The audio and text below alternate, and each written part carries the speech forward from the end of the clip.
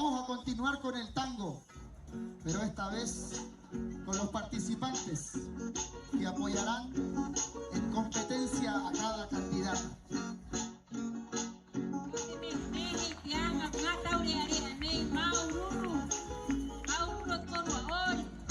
Fuerte el aplauso para ellos, un poco más fuerte.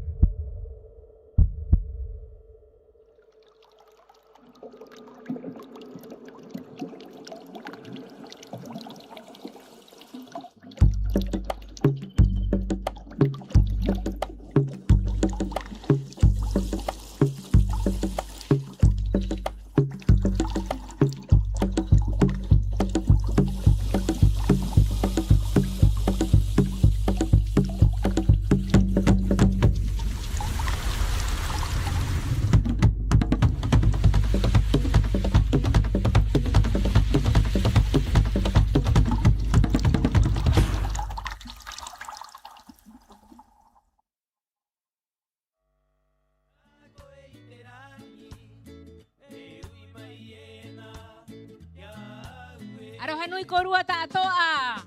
Muy buenas noches, Hangamare Bare, Yorana, Rapa Nui. ¿Cómo están todos esta tarde? Peje korua. Nos vamos animando de a poco, vamos levantando el ánimo, vamos a seguir bailando hoy día, vamos a tener historia, vamos a aprender también hoy día. Tomi, te mahana ni kuangarina. Te hamahana, tato tapati rapanui, titi tautini, titi ahuru maono. I te pone hene, da ahuru aati. Kai ke mai ne kirung iti ahuni o tato o hanga bare, mohakarara matu korua tatoa. Ya atira e kaya ni angarina, hea he to bien. Upa, upa, te upa, upa. Upa, upa, te ingo. Kotereka o. El acordeón, para quienes... Oye. Etiru aati, kau mai ni angarina, kuai. Hoy también tenemos la competencia de Joko, la danza guerrera. Yes.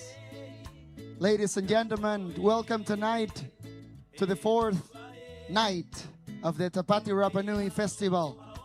Come and share with us. We will have more competitions to come in this stage. Hanga Vari Vari. Welcome. Enjoy. Peira, Tommy Hakamana Utawa. Penie.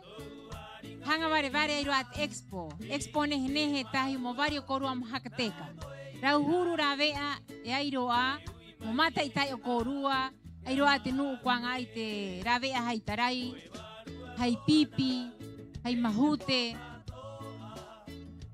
Hai Tetahi Hurua Totravea, Kainga, Haknehe, Momahia, Kit Korua Repahoa, Anaikotu Maya Kit Kainga, o Anai Hereva Maine.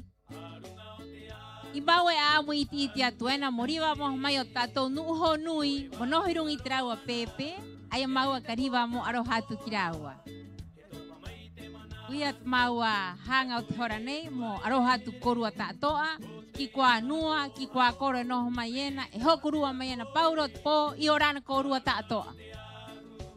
Queremos hablarle también un poco de lo que es la Expo Tapati, que nos acompañará y nos ha acompañado a lo largo de este festival con, bueno, en este año incluimos a más de 10 artistas y artesanos locales en nuestros puestos de emprendimiento, las zonas de comida que tenemos aquí en la costa, la zona de parrillas, atrás de ustedes hacia las palmeras.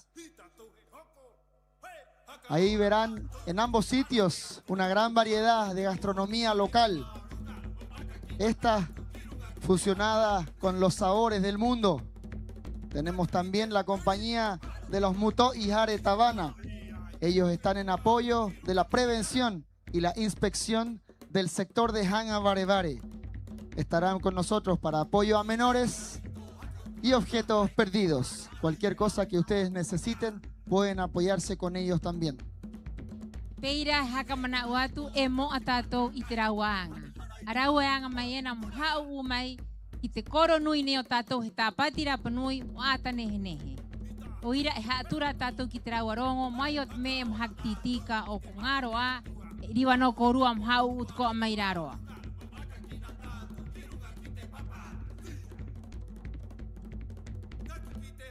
He arohatu itponei kite tato tangata mau o te mau hatu ko Carlos Edmunds Paoa. Saludamos también a nuestros consejeros regionales, a Sabrina Tuki Pon y al señor Francisco Jaoa Jotus. Un fuerte aplauso para ellos.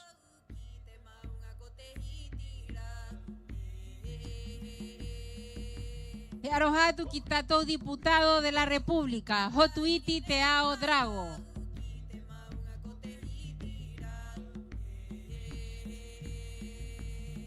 Y enviamos un cariñoso, afectuoso saludo a nuestra tabana, Elizabeth Arevalo Pacarati. Y orana tabana. Y junto a nuestra alcaldesa queremos saludar a su honorable Consejo Municipal. Tumajeque Durán Beri Beri. Moiko Jara Pate. Ivonne Najoe Zamora. Javiera Juque Lira. Y Ricardo Espinosa. Y Orana Korua Tato. Saludamos también a los representantes del pueblo Rapanui, a los comisionados electos de la Comisión de Desarrollo de Isla de Pascua, CODEIPA. Un fuerte aplauso para ustedes también. A nuestras reinas de Tapati anteriores, un caluroso aplauso para cada una de ellas y bienvenidas a esta cuarta noche de Tapati Rapanui. También queremos hacer extensivo este saludo a nuestra actual Ariki Vagine, Piti Tautini, Piti Ahuruma Pae, Pua Ativeca Tuki Hei y Orana Koe. Saludamos también a la comunidad indígena Maujenua, al coro Nui Otebaicaba. Fuerte aplauso para ellos. Bienvenidos esta noche. Y a ellas, a nuestras uca, Jeremeta Teao Manu Toma Toma. Y Heilani Hito Rapu. Fuerte el aplauso para ambas, que estarán nuevamente en este escenario esta noche, junto a sus representantes en cada competencia. Eje arojatu kit mahua ay ot ngau kanei erua, eanga mayena, ehokurua mayenit ngapo kinei, moeki mai kirung etiahunei a atimai. Pauro itpo ot ngamahana tato ani otato, kako anei, itikoro nui nei tapatira panoi. Saludamos también a Honui y a los representantes de las 36 familias que nos componen como comunidad. Yorana Corúa. Saludamos a las autoridades civiles, a las autoridades militares que nos acompañan, de orden público y eclesiásticas. Muy buenas noches para ustedes también. Y un especial saludo a nuestro auspiciador oficial para esta cuarta noche de Tapati Rapa Nui, Caja Los Andes. Y cerveza Magina sin alcohol. Fuerte el aplauso para ellos que nos apoyan en esta cuarta noche de Tapati Rapa Nui 2026. Y ahora, comenzando con la primera competencia de esta gran noche, Hakatañi Upa Upa. El Upa Upa representa la fusión cultural, combinando melodías occidentales con la lírica y el ritmo de la cultura Rapa Nui. El Upa Upa o acordeón fue introducido en Rapa Nui y convertido en un instrumento fundamental de la música local desde el siglo XXI. Llegó a la isla a través de barcos europeos, siendo acogido rápidamente debido a la habilidad musical de los Rapa Nui. Ahora, para esta competencia se solicitará a los participantes que tengan una vestimenta adecuada, que podría ser cajutupuna, tenida polinésica o de color alusivo a su candidata, acompañado de accesorios como una corona de flores o tiaras. El tiempo de duración por tema será de máximo a 4 minutos. El competidor podrá interpretar canciones tanto inéditas como antiguas. Los solistas deberán presentar una canción en acordeón, debiendo mencionar el nombre y una breve explicación del tema a interpretar. La explicación debe ser en Rapa Nui y en español. Ellos podrán ser acompañados por un instrumentista. Se evaluará también la interpretación musical, la precisión rítmica y métrica, fluidez y continuidad en la ejecución, expresividad y musicalidad, además del desplante escénico. La vestimenta debe ser polinésica o del color de su candidata, perdón. Ejecución del tema. Expresa correctamente las dinámicas y fraseo de la pieza. Afinación del instrumento. Mantiene la afinación y un buen manejo del acordeón durante la ejecución de su presentación. Ahora, se presentará en el escenario 5 competidores que representarán a la candidata Heilani. Comenzarán ingresando en forma individual. Y al término de esta presentación de los 5 competidores, daremos inicio a los próximos competidores de la siguiente UCA, que es Jeremeta. Etmauhuay, itehoranei herao tatou, kite hakatañi upa upa, mohokurua mai korua itnga nganga tanik hakatañi mainik hakakoa mani tatou tatoa, irunga itia hunei o hanga vare vare. Tenemos jurados para esta primera competencia de la noche. Démosle un fuerte aplauso a Gregorio Tuki.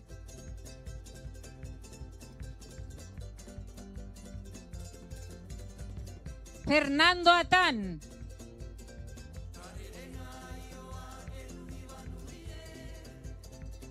Y Clemente Paté. Fuerte el aplauso para ellos que estarán evaluando esta primera competencia de Upa Upa, acordeón. Y nos vamos con un video introductorio. Antes de comenzar, antes de empezar esta competencia, tenemos un video de presentación acorde a esta competencia. Atención al mismo y ya continuamos. Que tengan una hermosa noche, familia. Bienvenidos.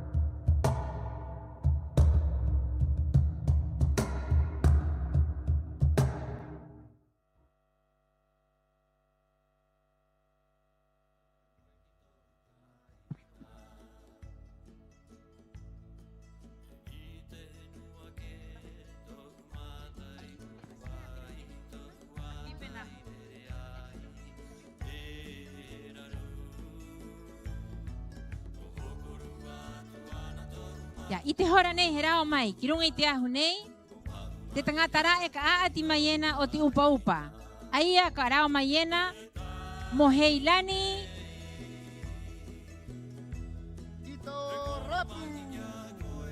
Tingo te tangatane, Felipe Nahoe Tepano.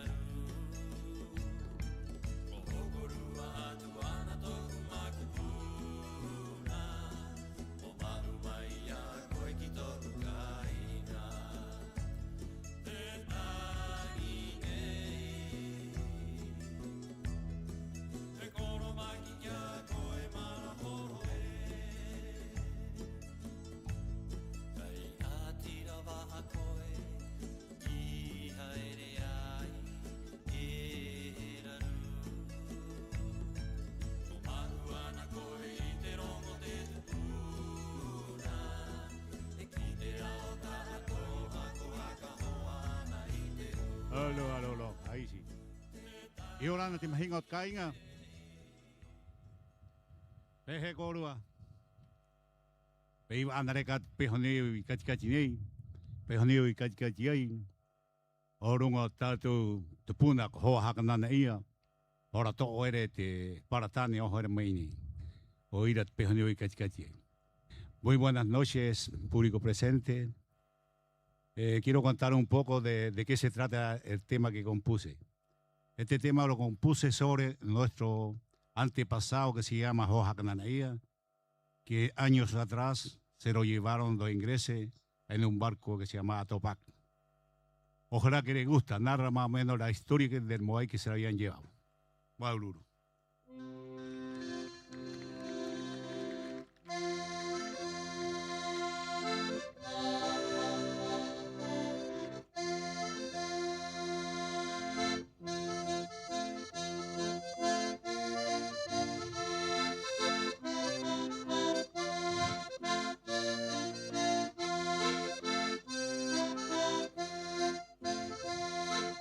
E auro ana tomato tupuna iroto ito na hare ai orongoronga e tumbai te pahi o te paratane e ungia torometi moto mai ia e auro ana tomato tupuna iroto ito na hare ai orongoronga e tu mai te pahi o te paratane e ungia torometi o to mai ia aga e kiro atu kiro to i te pahi e mau he o ki te ngaro aga e kiro atu kiro to i te pahi e mau he o ki te ngaro ko hau ana o te mātou ka inga no hoira e te tagata manua ko hau ana o te mātou ka inga no hoira e te tagata manua e te paratane e kakahoki mai koe i to mātou tupuna ko hoa kanana ia e te paratane kakahoki mai koe i to mātou tupuna ko hoa kanana ia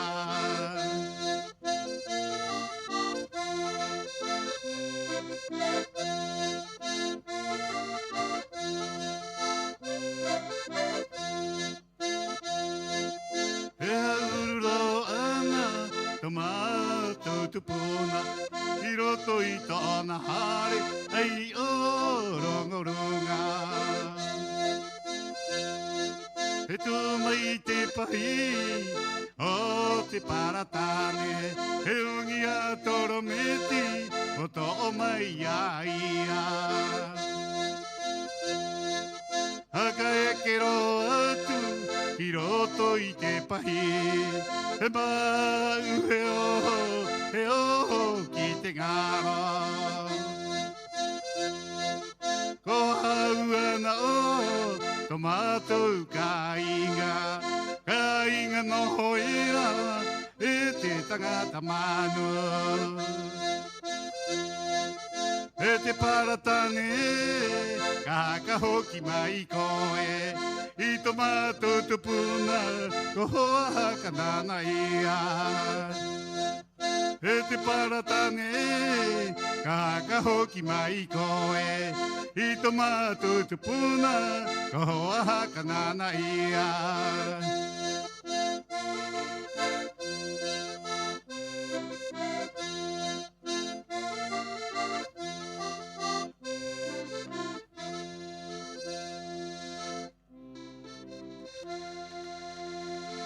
Maururu, y Orana Tatu.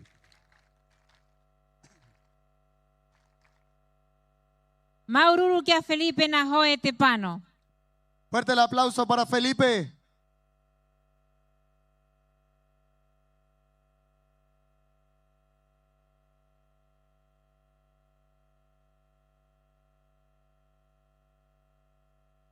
Maururu ko tereka oita Jimene au motatu tupuna ko hoa hakanana ia. Hirao mai te horanei, te rua tangata ka aati maiena, i te hakatangi upa-upa. Mohe ilani, Colin, Rapu, Tuki.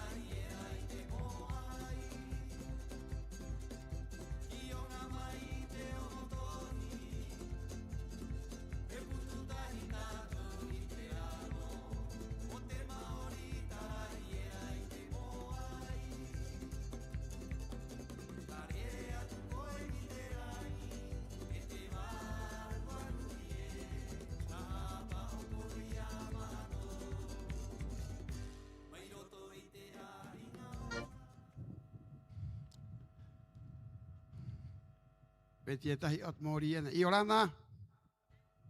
Ja Uruana o Corúa. Hola. ¿Cómo están? Qué bueno. Ahora lo vamos a animar con un poco de música.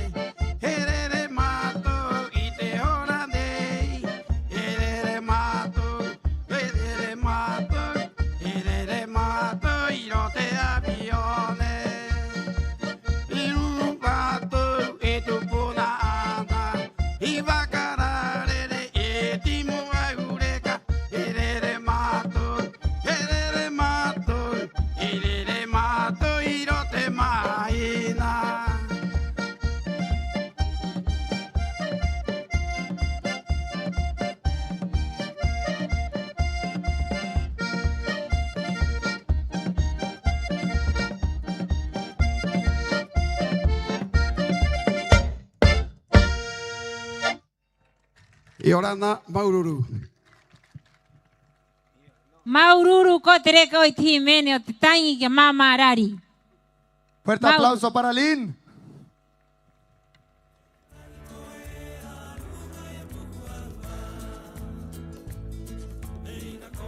Hirao mai te hora nei, te toru tangata, a ati maiena i te hakatangi upa upa, mo te uka ko heilani. Aia ko Juan Paoa Rapu.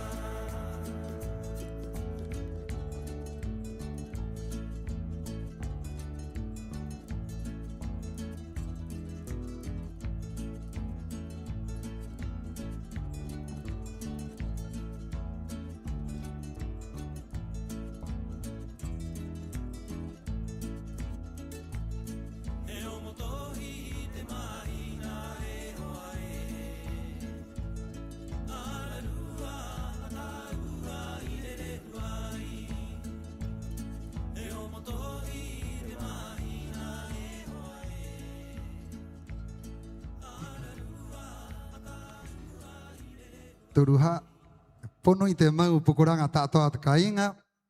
Pehe korua nos mai te hua ai e ponei. Ibriva. Muy buenas noches a todo el público hermoso de esta noche.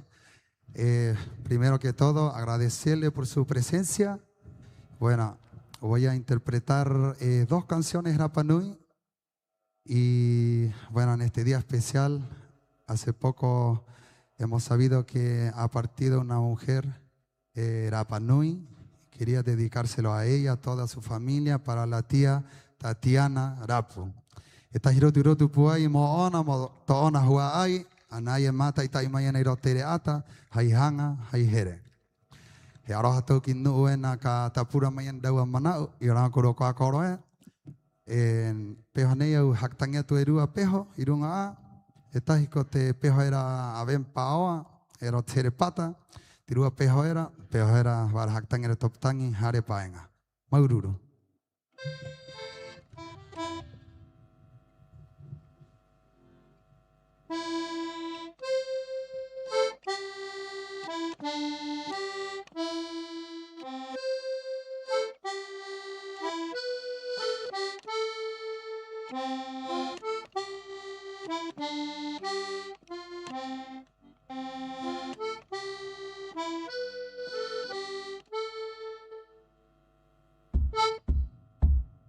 Vamos a palma. Hey.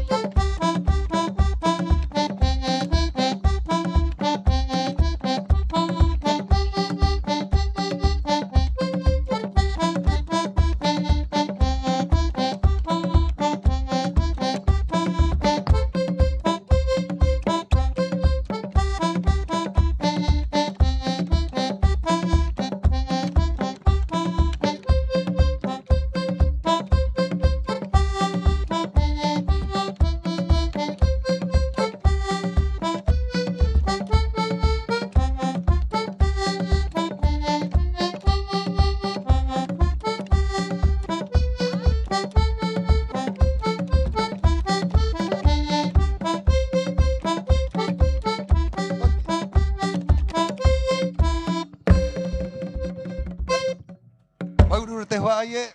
Yorana korua. Maururu Juan Pao Arapu. Fuerte el aplauso para Juan Paoa. Hiramay te hatangatak, hakatang mayani ti upa Moheilani. Aya ko Felipe Pérez Ica. Dejamos en este escenario al cuarto competidor por Heilani, Felipe Pérez Ica.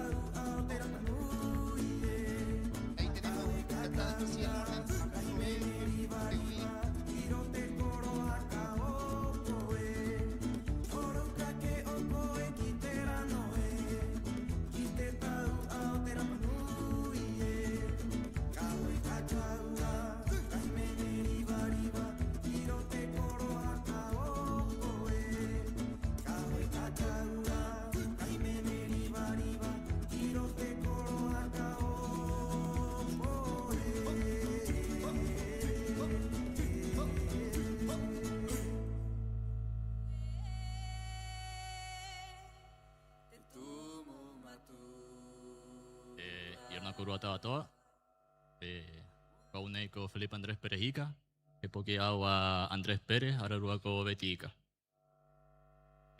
Tengo Tifineneco Vacaeraco Antonio. Buenas noches a todo el público presente. También buenas noches a todos los que no pudieron venir por distintos motivos, especialmente a todos los que están viajando por motivos médicos, especialmente a todos los que están en el Hotel París Londres, a los que he ido siempre a visitar y siempre me reciben con todo el cariño ya y me han enseñado estos últimos años que estuve estudiando allá en Santiago. Maururu.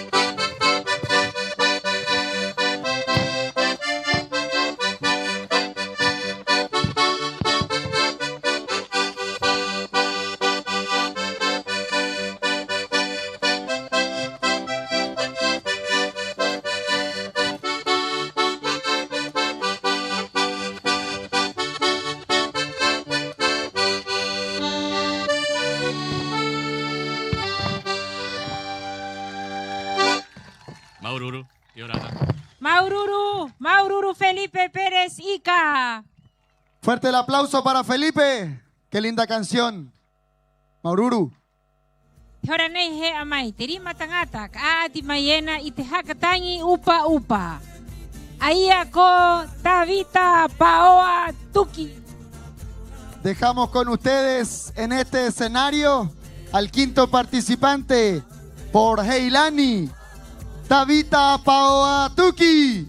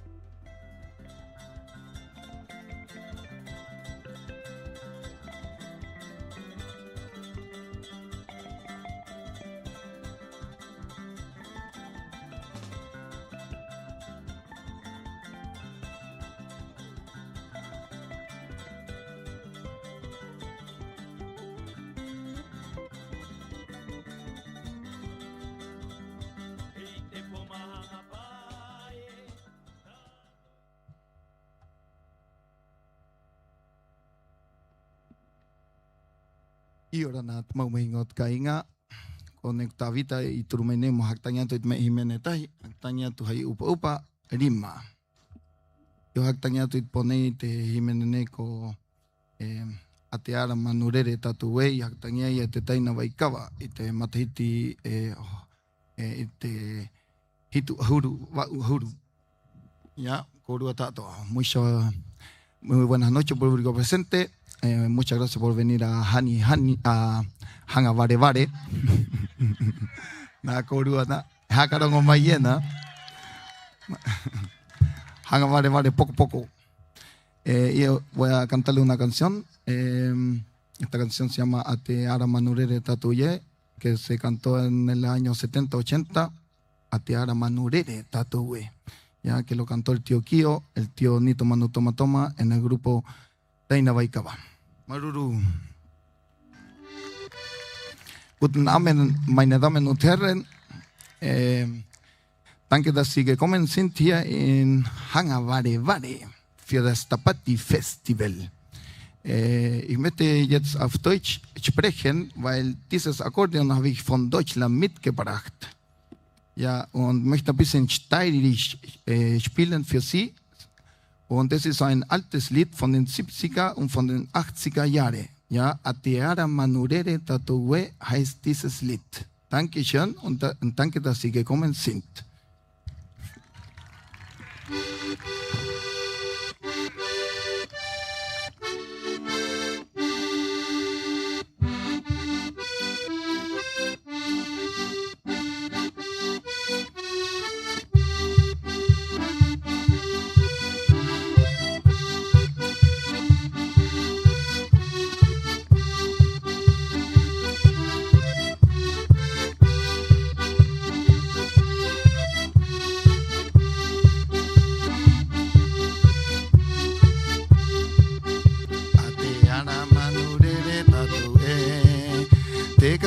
Terangi mai mama Eka mai terangi mai mama Teka mai terangi mai papa Iora na koru aite mai koe Orira hiro koe Tangira hiro koe Aueta ku mama Tangira hiro aue Tangira hiro koe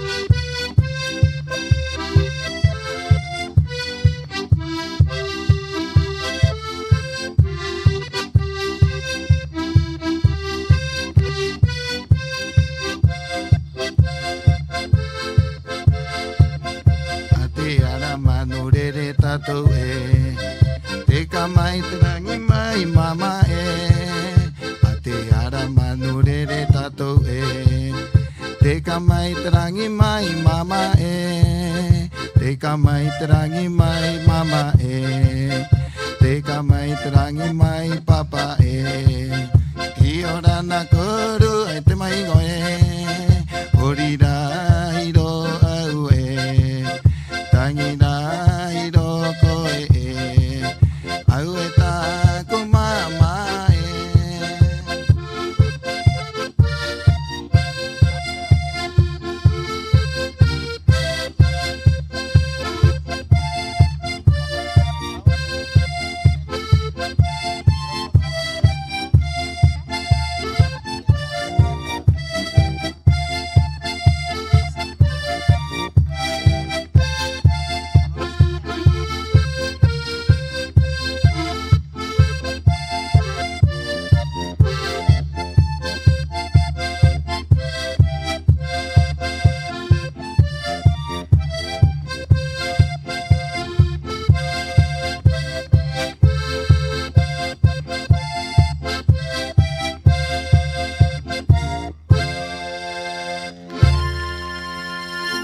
Oruru. Thank you so much. Merci beaucoup. Maururu, Maururu Tavita Pao Atuki. Fuerte el aplauso para Tabita. Maururu.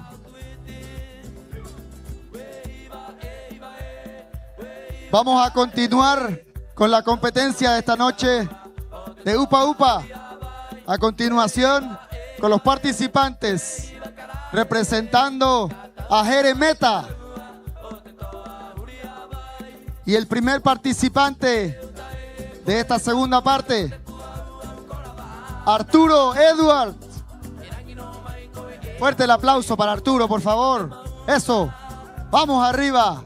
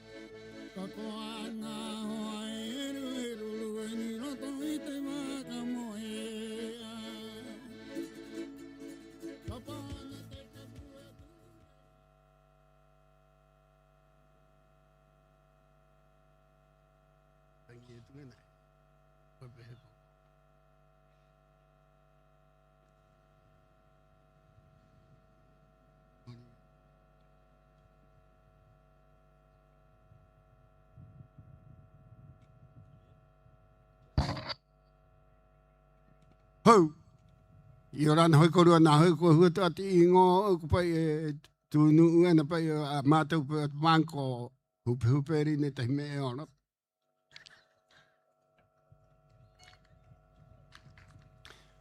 Público presente, mi nombre es Arturo Edward Pacarachi.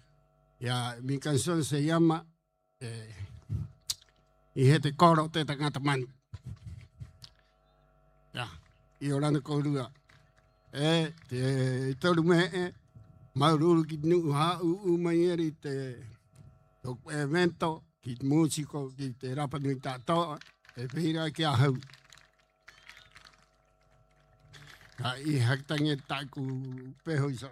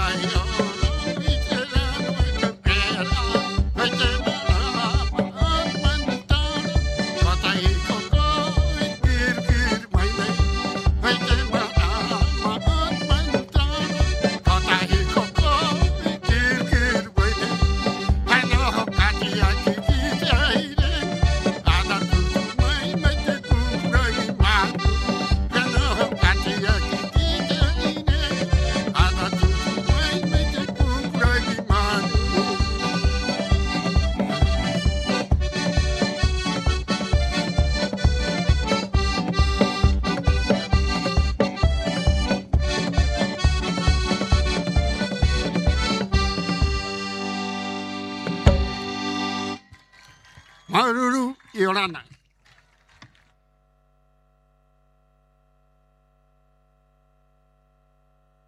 Maururu Arturo ta Jimeneau. Maururu Coro, fuerte el aplauso para Arturo. Vamos a continuar con el segundo participante por Jeremeta esta noche. Dejamos en este escenario a Timoteo Ica. Fuerte el aplauso para él.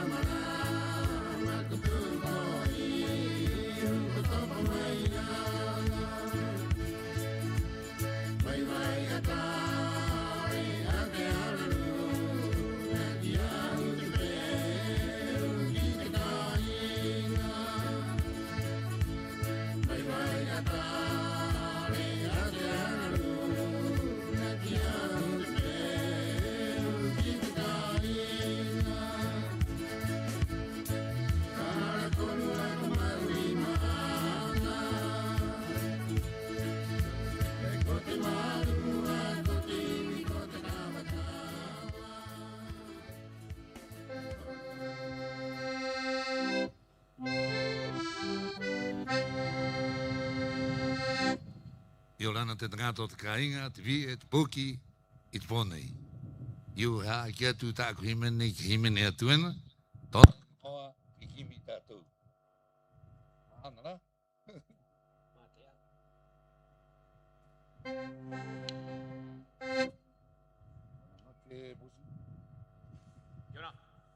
Iolana, público presente.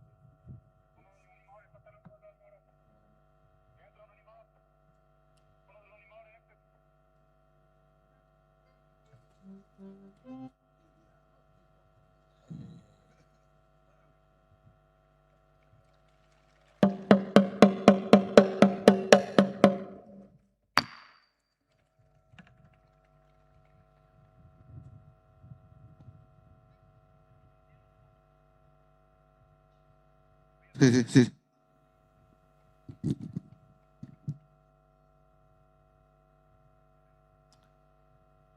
Iolana te imagino. Maururu. Ya, y aquí, público presente, buenas noches. Quiero presentarme un tema que se llama Busquémonos lo que se había perdido. Muchas gracias. Iolana.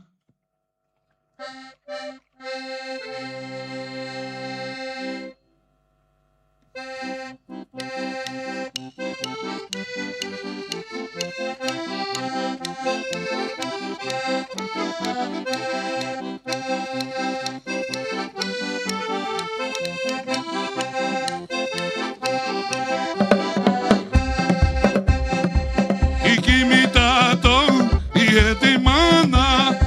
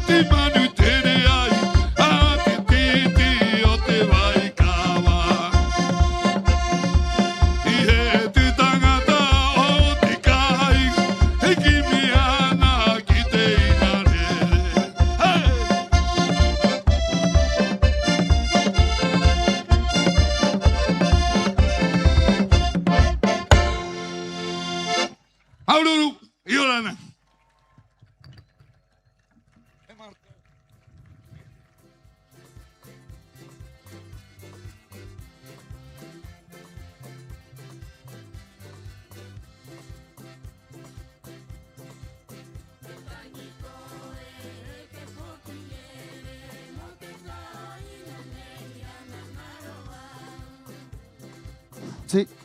Fuerte el aplauso para Timoteo. Qué lindas canciones nos deleitan los participantes de esta noche. Vamos a continuar con los competidores por Jeremeta. El tercer participante, Tahiri Pont. Fuerte el aplauso para él.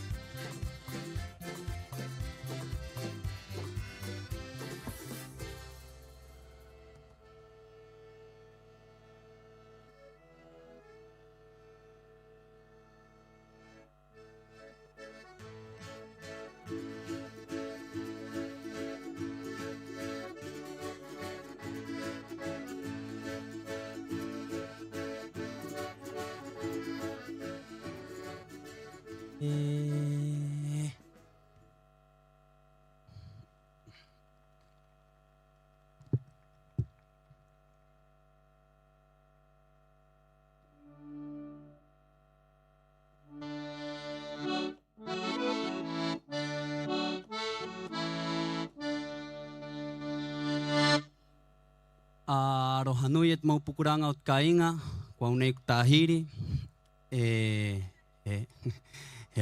ke urunga ite unei himene atu eta himene a tio Peter te au ikatkati te tumo ni himene orunga o tatou ono hakarema ia i tatou tupuna mo mau mo hakaite ki te tahinuu i tatou henua i tatou tupuna i tatou mana e ora noa.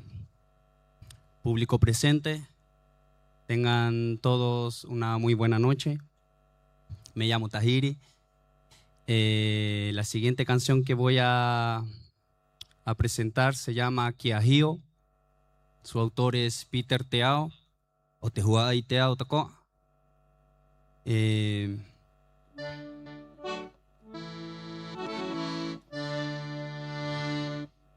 Y también en este instante quiero agradecer a Hernán Olivera, un hombre que varias personas aquí conocen, quien fue quien me heredó este acordeón y me dijo que le gustaría verme arriba del escenario y hoy día cumplo mi palabra. Tío, si veía esto en vivo, ia uia.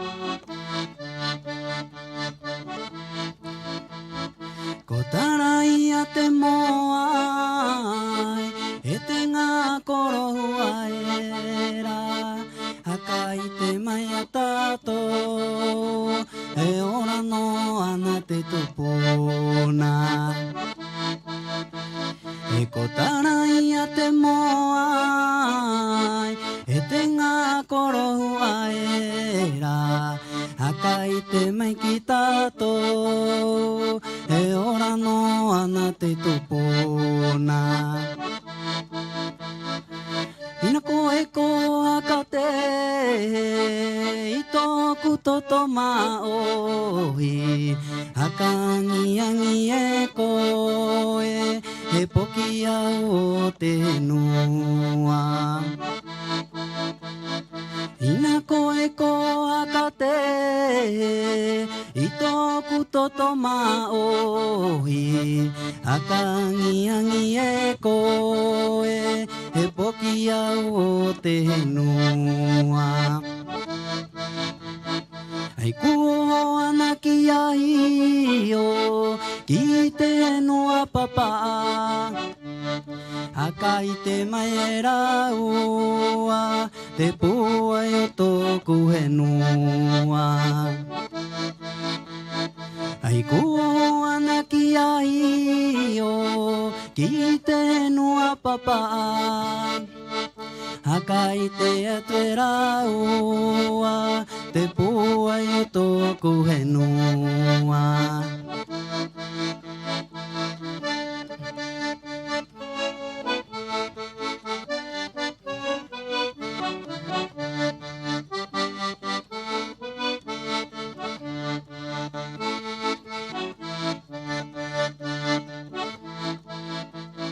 ko tarai a te moai e te ngā korohu aera akai te mai a tātou e ora no ana te tupuna na koe ko hakate i tōku totoma ohi akangiangi e koe he poki au o te noa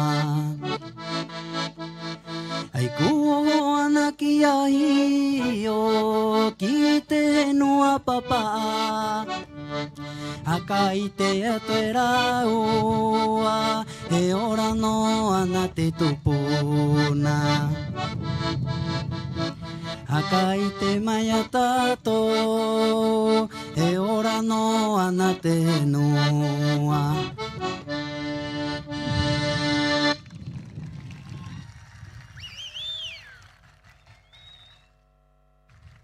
e orana e Maururu. Maururu Tahiri ko tere que tan Jimene. Fuerte el aplauso para Tahiri. Maururu.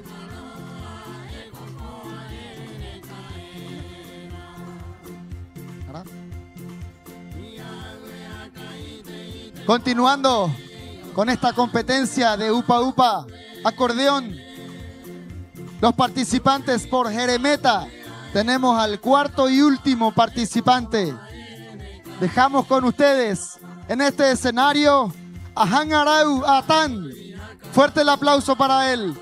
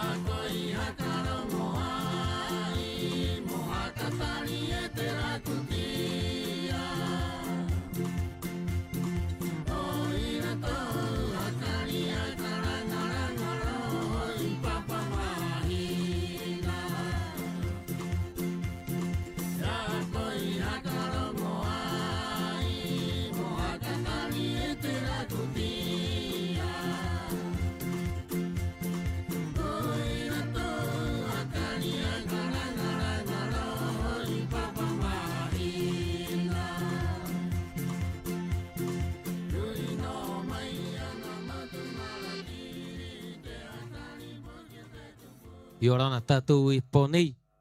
I pōnei nei. I orana tātou te hoa ai. Tātou tātoa. Tōku I ngoa ko hangarau. Wari mau I pōnei more ka tātou. I ngoa tāku peho nei. Ko noho he tuu tōna I ngoa. A aku I pāpai. Hakara o samarake. Hakara o poyo. Ararua paenga mo nuu angiangi. Hai mahatu. Hai inanga mo korua. Au I pāpai e himene nei. Te haaura o tāku himene nei. Mo te uka e tahi au angai. Hai mahatu I wari pai. Haka he tuu no atu pai me o tātou. Amu apai o tōku mata pai wari ai. Peni pai au I pāpai ai. Peni ya. Muy buenas noches al público presente. Mi nombre es Hangarau.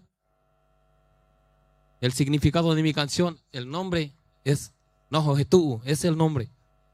Se trata de un tema romántico para todos, para que ustedes lo entiendan. Maururu Haimahatu Kakorua, Turumayo Kurudo, Teki Mayangarina, Maururu Haimahatu y Orana.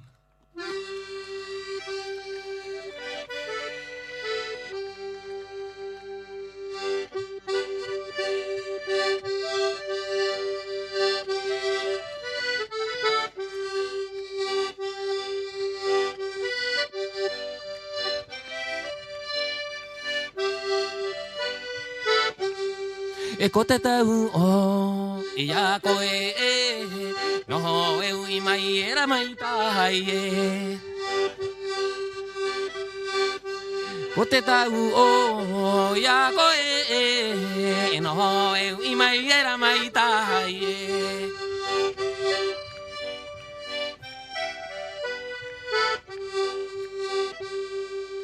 katia ki tino koe ne Ingalo tera, moto tuki o taua, ai rungai te mauku. Katia ki tino koe nehe, ingalo tera, moto tuki o taua, ai rungai te mauku.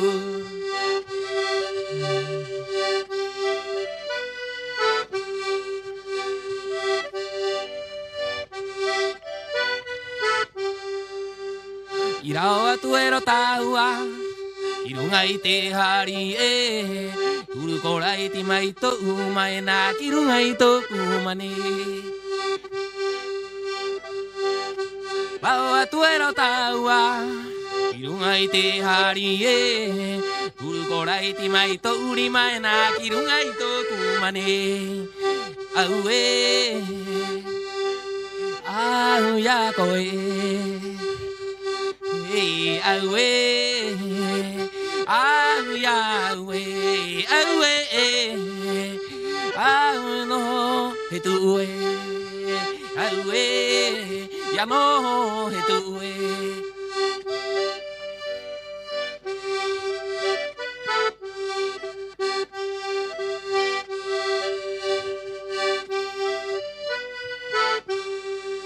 Ko te tau o ya koe e noho e ui mai era mai tahai e katia ki tino koe ne ki ngaro tera o tutu ki o taua ai te mauku katia ki tino koe ne ki ngaro tera Udu ki o taua, ai rungai te mauku. Rau atu ero taua, I rungai te hari e, turukorai ti mai to umae na ki rungai to kumane. Rau atu ero taua, I rungai te hari e, turukorai ti mai to urimae na ki rungai to kumane. Hey, au e. Au ya koe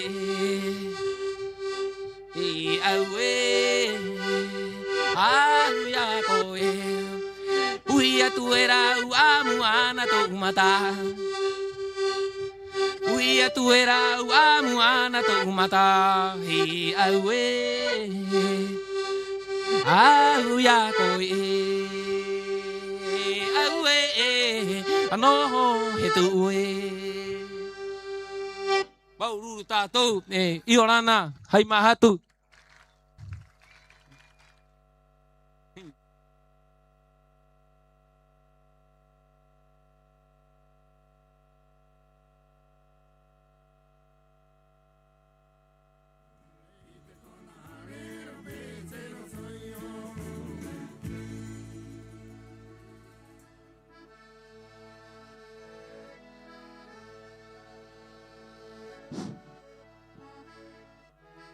Maururu hangarau ta Jiménez.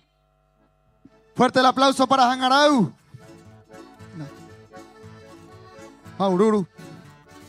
Maururu, a todos los competidores, muchas gracias por su participación. Qué linda música nos deleitan. Qué lindo ver esa transición de las tradiciones, desde el coro hasta Tahiri, hasta Hangarau, hasta Felipe, que estuvieron con nosotros esta noche. Y vamos a continuar con más competencias que tenemos. UT. Tenemos la competencia de UT. El UT es un estilo de canto grupal que se caracteriza por ser más emocional y comunitario. Contenido: trata temas de tristeza, melancolía, amor o recuerdos de personalidades y eventos importantes para la comunidad. Se evaluará el estilo y calidad vocal de los participantes, además de la presentación escénica y el vestuario. Se presentará solo un grupo por candidata, donde ambos deberán ingresar al escenario al mismo tiempo y en orden, vistiendo traje típico Rapa Nui a elección de los encargados de cada grupo. Como instrumento musical de acompañamiento podrán utilizar maeaporo, puquejo o kawae. Cada candidatura deberá presentar 2 temas en competencia, interpretando un tema a la vez, intercaladamente entre ambas candidaturas. Para ello, deberán de presentar sus temas con el nombre correspondiente y una breve historia de cada uno.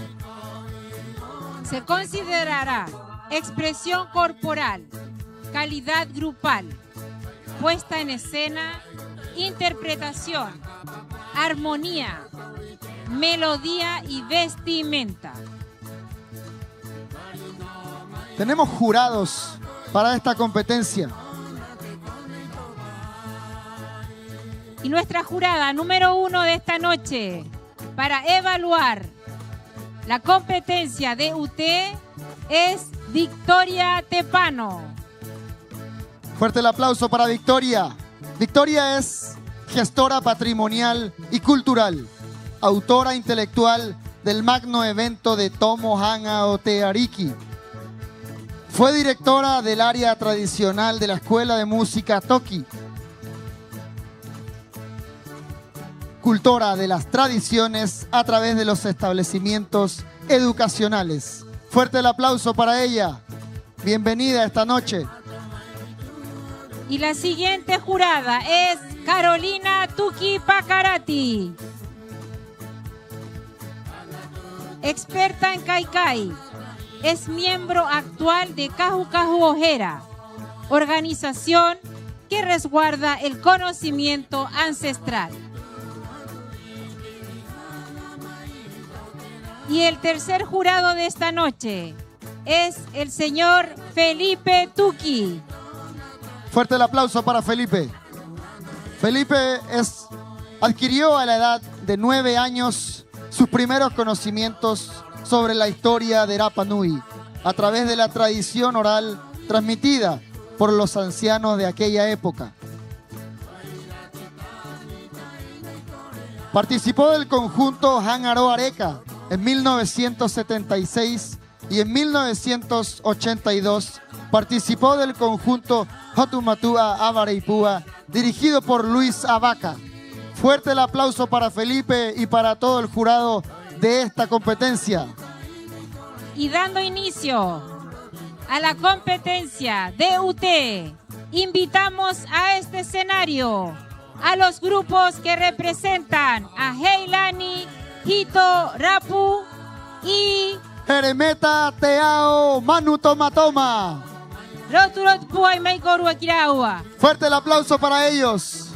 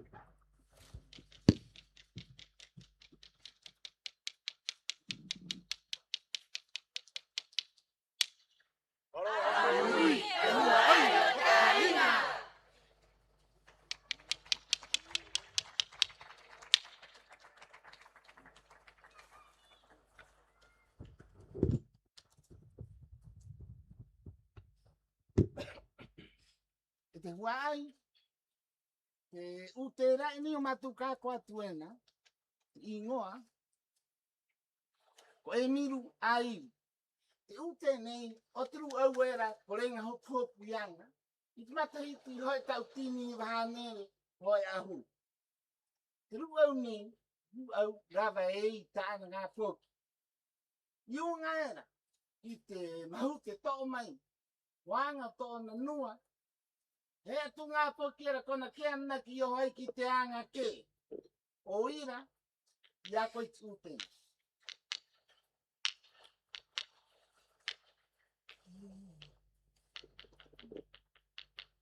Te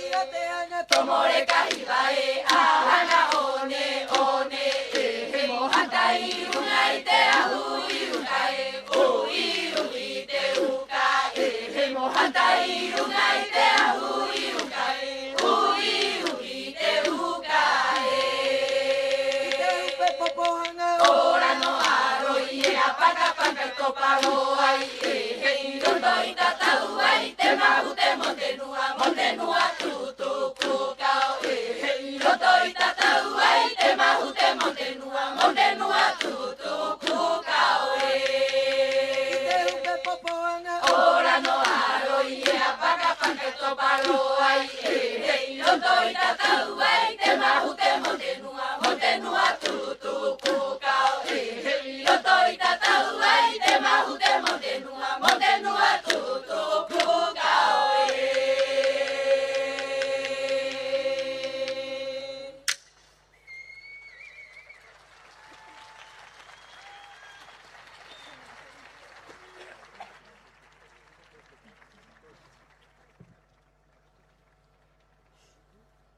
Te mahingo, ngora ora tua.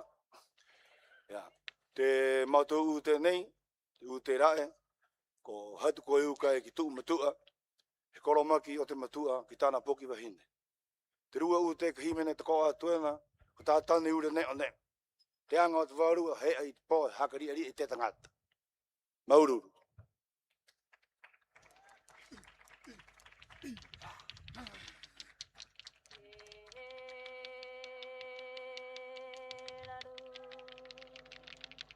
E hatu ko e uka i tōu matua e ana hai atu ia ko e hatu ko e uka i tōu matua e ana hai atu ia ko e hatu ko e uka i tōu matua e ana hai atu ia ko e hatu ko e uka i tōu matua e ana hai atu ia ko Kaharo taure ore o tae puni e na aue te matua e Kaharo taure ore o tae puni e na aue te matua e Kaharo taure ore o tae puni e na aue te matua e Kaharo taure ore o tae puni e na aue te matua e Irere ra koe mate aro aro era chute aro nui nei Irere ra koe mate aro aro era chute aro nui nei Irere ra koe mate aro aro era chute aro nui nei Irere ra koe mate aro aro era chute aro nui nei E hoki mai koe i tā kunene e tā kumanutau E hoki mai koe e tā kunene e tā kumanutau E hoki mai koe e tā kunene e tā kumanutau E hoki mai koe e tā kunene e tā kumanutau E hatu koe uka i tō matua e ana hai atu ia koe E hatu koe uka i tō matua e ana hai atu ia koe E hatu koe uka i tō matua e ana hai atu ia koe E hatu koe uka i tō matua e ana hai atu ia koe Kaharo taure ore o tae puni e na aue te matua e Kaharo taure ore o tae puni e na aue te matua e Kaharo taure ore o tae puni e na aue te matua e Kaharo taure ore o tae puni e na aue te matua e Irere ra koe mate aro aro era chute aro nui nei Irere ra koe mate aro aro era chute aro nui nei Irere ra koe mate aro aro era chute aro nui nei Irere ra koe mate aro aro era chute aro nui nei E hoki mai koe e tā kunene e tā kumanutau E hoki mai koe e tā kunene e tā kumanutau E hoki mai koe e tā kunene e tā kumanutau E hoki mai koe e tā kunene e tā kumanutau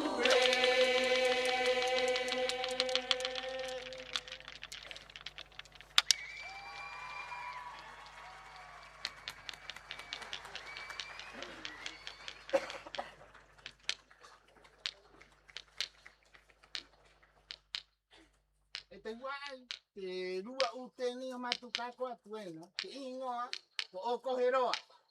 Te uteni, o te vi e ko Ana Maria Iana, i te matahiti, hoi tautini, i wahanere, hoi ahuru mapai, i tu maaroa. Te tumu, ianga i te uteni, haka viku mutana kenu, he ino i te kai, he ino i te ika e rupu me ia re hima iera, ina yako ai i te uteni.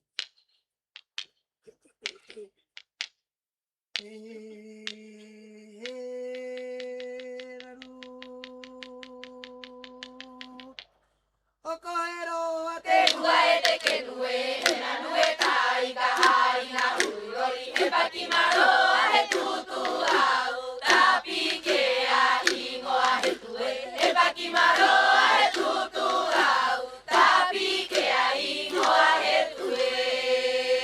Okohero a te rua e te kenue, na nue tai ka hai na urori, e pakimaro a he tutu au, tapi ke a ingo a he tue, e pakimaro a he tutu au, tapi ke a ingo a he tue. Kera e te kenue, kora e rai ho, kora e ko pupu e ko mata hau maha ka viri viri tunai, hoki he kai mau a te menai, hoki he kai mau a te menai, hiti hiti tarai mou e nai.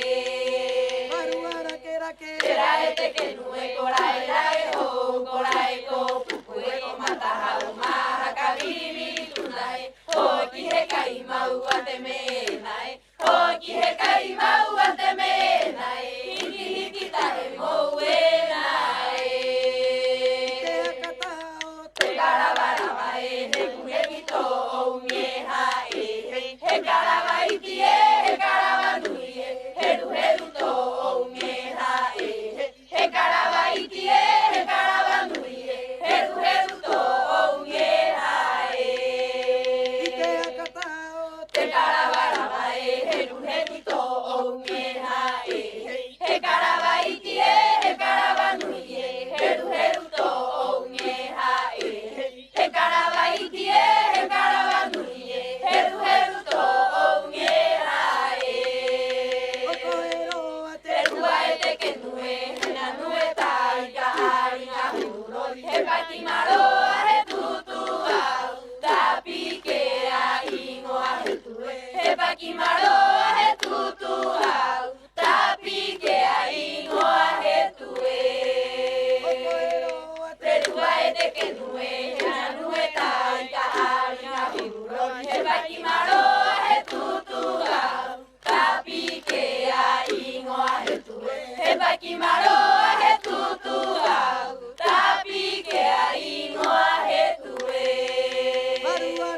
Kera e te kenue, kora e lae ho, kora e ko pupu e ko mata hau maha ka viri viri tunai, hoki he kai mau a te menai, hoki he kai mau a te menai, hiti hiti tarai mou e nai.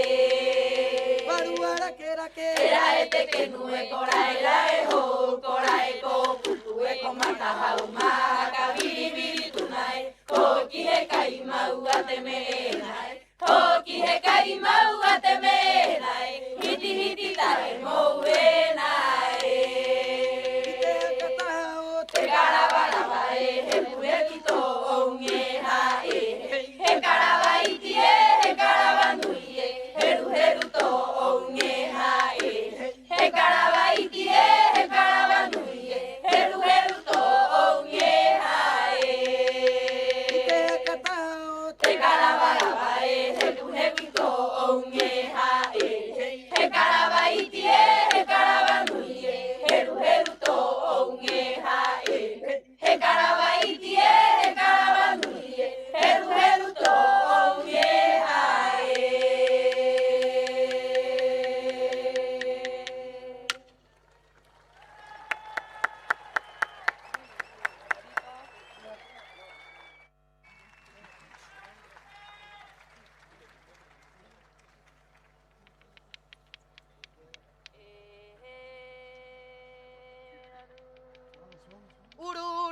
neku te puara re nua ngau more nga o kau e puni puni hakiru kiru mera ero no matakara ue puni puni hakiru kiru mera ero no matakara ue ururu neku neku te puara re nua ngau more nga o kau e puni puni hakiru kiru mera ero no matakara ue puni puni hakiru kiru mera ero no matakara ue maungarahia o tu tapue maungataviri vai vera iviri mai era nana paria tiraroki vai tu taki iviri mai era nana paria tiraroki vai tu taki maungarahia o tu tapue maungataviri vai vera iviri mai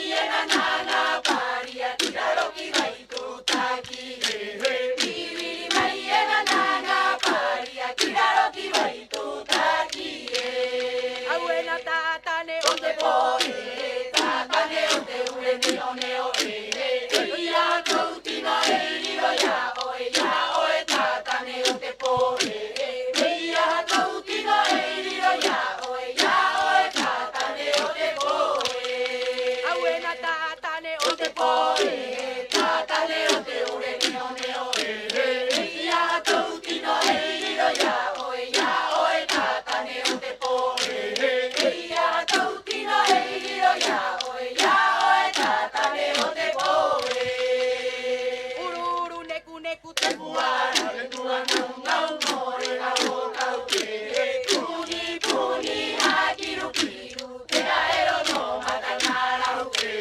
puni puni hakiru kiru te aero no matangara ururu neku neku te puara le tua ngau more nga o kau puni puni hakiru kiru te aero no matangara puni puni hakiru kiru te aero no matangara maungarahia o tu tapue maungataviri vai vera iviri mai era nana paria tiraroki vai tu taki iviri mai era nana paria tiraroki vai tu taki maungarahia o tu tapue maungataviri vai vera iviri mai era nana paria tiraroki vai tu taki iviri mai era nana paria tiraroki vai tu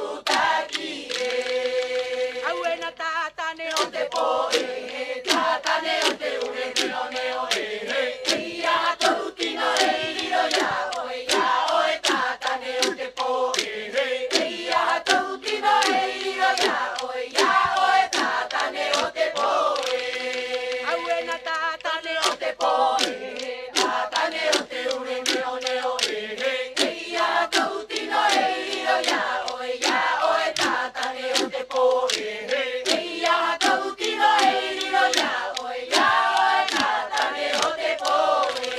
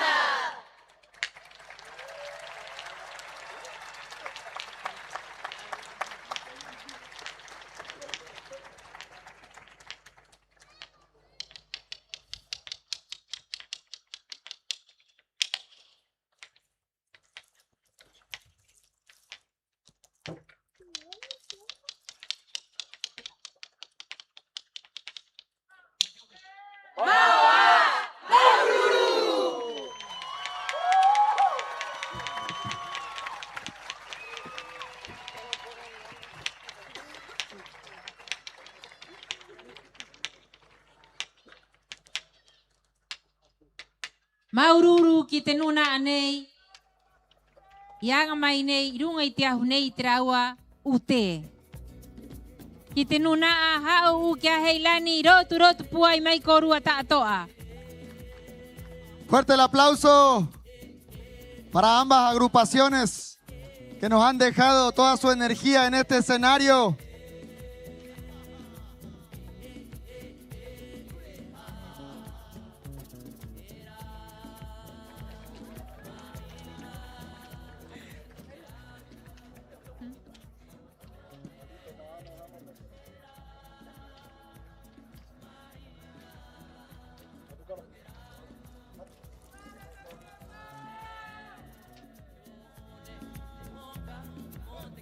Peira rotu puai mai korua kitenuna agameni traua ute moheremeta.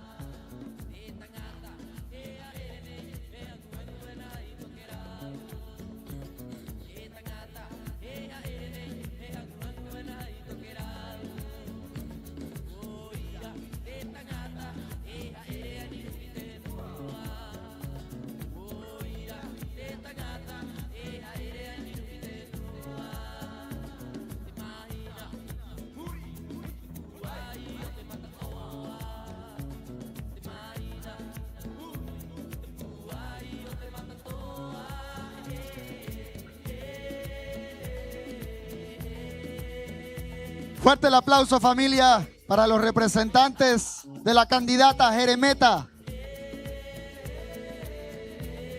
Queremos recordarles que estamos en todos lados, aquí en Hangavarevare y en todas partes del mundo, a través de nuestras plataformas streaming, en YouTube, Facebook, Instagram, a través del canal Municipalidad Rapa Nui. Cuéntenle a sus amigos, síganos desde casa. Compartamos todos juntos esta fiesta.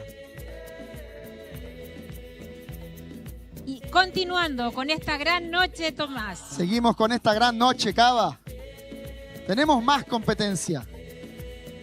Y ahora comenzaremos con una nueva competencia. Aati Hoko. ¡Wow! ¡Qué linda competencia! Hoko Rapa Nui es una manifestación ancestral de carácter guerrero y ceremonial que expresa la fuerza espiritual, la identidad colectiva y la memoria histórica del pueblo Rapa Nui. A través del movimiento corporal, la voz y la gestualidad, el Hoko representa el vínculo profundo entre el cuerpo, el territorio y los ancestros. Tradicionalmente, el Hoko era ejecutado por los guerreros antes del combate o instancias solemnes, como una forma de invocación, afirmación y preparación espiritual. Cada gesto, golpe de pies y expresión facial tienen un significado. El Hoko no es solo una danza, sino un lenguaje corporal que comunica determinación, valentía y pertenencia a un linaje. Es una disciplina colectiva y el sentido de unidad del pueblo. En él se manifiestan valores fundamentales de la cultura Rapa Nui, como el respeto por los antepasados, la protección del territorio y la transmisión del conocimiento entre generaciones. Tenemos las bases de esta competencia. Cada grupo deberá presentar 2 Hoko en competencia con sus respectivos Patautau. Estos pueden ser Patautau tradicionales o creaciones nuevas. Los competidores se deberán presentar con vestimenta tradicional, acorde a la competencia. Se evaluarán los tiempos, que puede ser entre 5 a 30 minutos como máximo. Se otorgará puntaje y premio a ambos lugares, primer y segundo lugar respectivamente. Para esta competencia solo se considerará primera etapa. Es decir, solo hoy. Solo hoy. Tenemos criterios de evaluación para esta competencia de Aati Hoko. Entrada y salida. La cantidad mínima de participantes por grupo. Su performance está dentro del tiempo estipulado en las bases. El diálogo o el patautau de su presentación. La coordinación grupal y los conocimientos de los patautau. También se evaluará los movimientos del hoko y coreografía, la utilización de accesorios extras, tales como moai, paina, peces, plantas o tubérculos, que sean utilizados como apoyo para el desarrollo de la competencia. Tenemos jurados para esta competencia. Los jurados para esta competencia son Uri Paté. Fuerte el aplauso, por favor, familia, para Uri. Profesor y maestro de Riu, UT y cantos ancestrales. Director del grupo Tepito Tejenúa. Ha sido apoderado de 3 candidatas en esta tapati. Impulsor y maestro de los deportes ancestrales. Y finalmente, director y organizador del deporte extremo Hakapei. Fuerte el aplauso, por favor, para Uri Paté.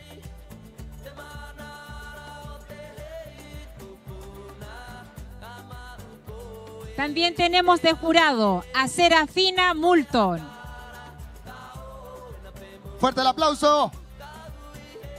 Reconocida exponente de la cultura Rapanui, con una trayectoria forjada bajo el linaje de grandes maestros, heredera del conocimiento ancestral de sus abuelos, el músico Papá Kiko y la artesana Nua Isa. Ha dedicado su vida a la preservación activa de las raíces polinesias, como discípula de los maestros Akahanga Rapu, Lin Rapu y Marcos Rapu, e Isabel Pacarati. Ha desarrollado una profunda maestría en artes escénicas y musicales. Tercer y último jurado de esta competencia, Víctor Ica. Víctor es cofundador del Centro de Eventos Teraay, espacio dedicado a la promoción de experiencias culturales vivas que integran arte, gastronomía ancestral y tradición.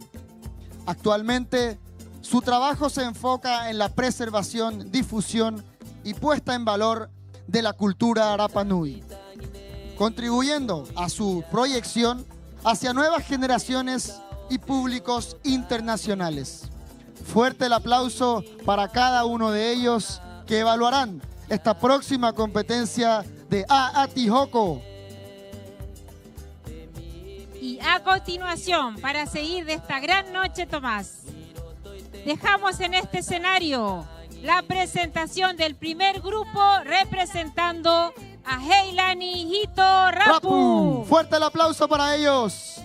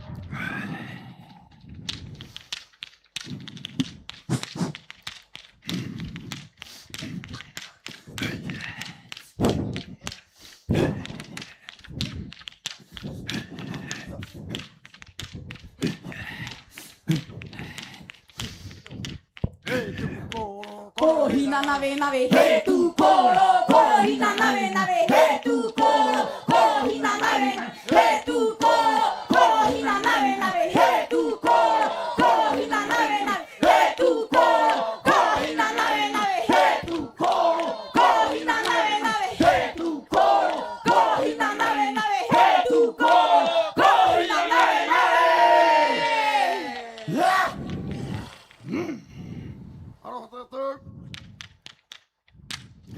Iorana Korua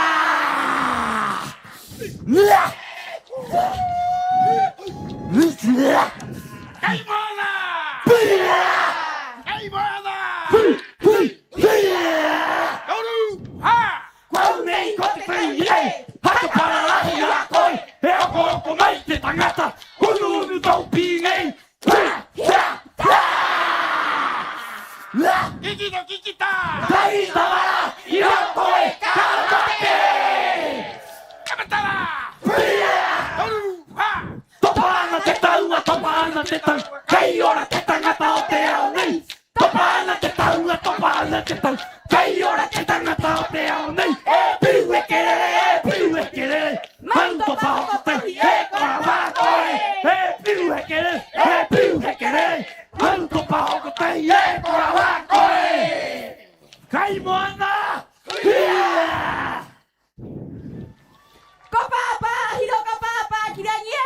Kopapa! Kiranye!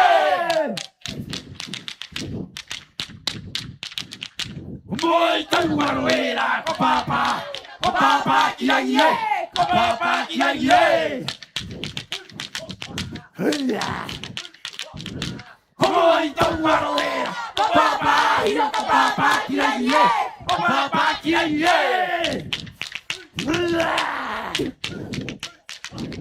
Kimana te matai, iui atu e, kote hakaori aku aku e.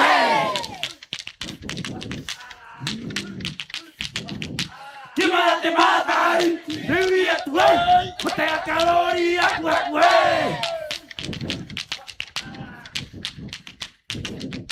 Katai aku aku aki aroi, karu aku aki aroi, katoru aku aki aroi. Kaha aku aki aroi, karima aku aki aroi. Ha ha ha!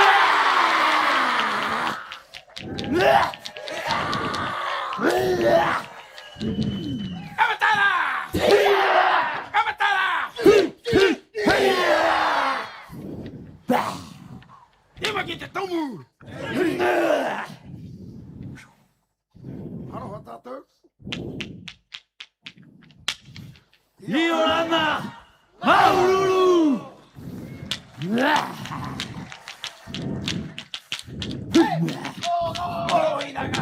Hey tu ko, koro hinanarin. Hey tu ko, koro hinanarin. Hey tu ko, koro hinanarin. Hey tu ko, koro hinanarin. Hey tu ko, koro hinanarin. Hey tu ko, koro hinanarin. Hey tu ko, koro hinanarin. Hey tu koro hinanarin. Hey tu koro hinanarin. Hey tu koro hinanarin. Hey tu koro hinanarin. Hey tu koro hinanarin. Hey tu koro hinanarin. Hey tu koro hinanarin.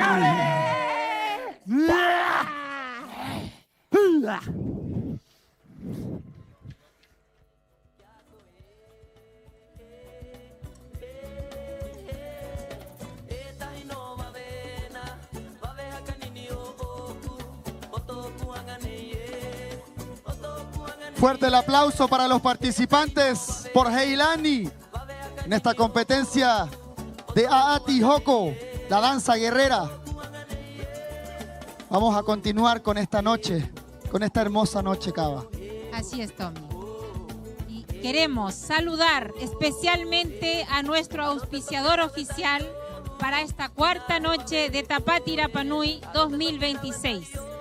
Y ellos son Caja Los Andes y Cerveza Magina, sin alcohol. Fuerte el aplauso para ellos que hacen posible esta cuarta noche de Tapati Rapa Nui.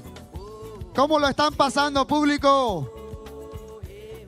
Vemos un poco más de participación que al comienzo. Bienvenidos sean todos a esta fiesta cultural. También los queremos invitar a toda la comunidad y a quienes nos visitan a recorrer la Expo Tapati Rapa Nui, un espacio pensado para poner en valor la producción local, el arte, la artesanía y los emprendimientos que hoy existen en el territorio. Están todos cordialmente invitados. Así es. También la polera oficial de Tapati Rapa Nui que van a ver en nuestro equipo que los acompaña esta noche aquí en Hangabarebare. Un muy lindo diseño relacionado también a nuestro escenario de esta Tapati 2026. La podrán encontrar en la feria Tapati 2026. Y contarles que durante toda la Tapati Rapa Nui se está realizando un registro audiovisual permanente de las actividades, competencias y momentos más importantes del festival. Este material busca resguardar la memoria histórica de la Tapati y poner en valor los acontecimientos culturales que se viven día a día. ¿Cómo lo estás pasando tú, Cava? Muy bien, muchas gracias. Yo de Tenemos maravilla. un agradecimiento muy especial Fantástico. ¿Para quién? para nuestros auspiciadores que nos visten esta noche. Tú te ves preciosa. Maururu, tú también te ves muy bien. ¿Quiénes son? Muchas gracias. ¿Quiénes son nuestros auspiciadores de esta cuarta noche? Nuestros auspiciadores en esta cuarta noche es Gina Anselmi. Que viste a Cava en este precioso vestido.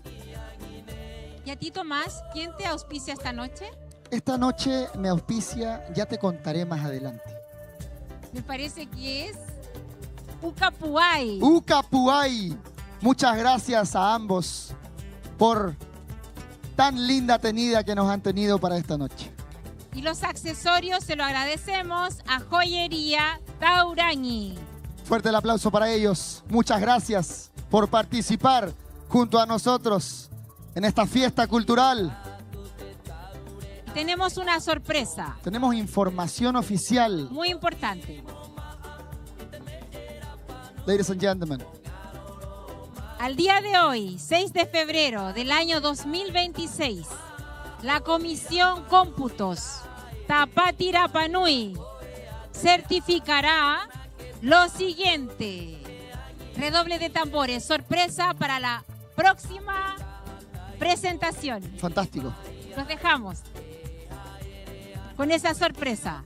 Así es, me parece fantástico. Vamos a dejar un poco de incertidumbre, producción, el redoble de tambores para después de esta segunda etapa de la competencia. Porque De vamos a Aati continuar. Hoko. En este escenario, con todos ustedes presentes, el segundo grupo en competencia, representando a la UCA Jeremeta. Teao, Manu Toma Toma. Toma. Fuerte el aplauso para ellos.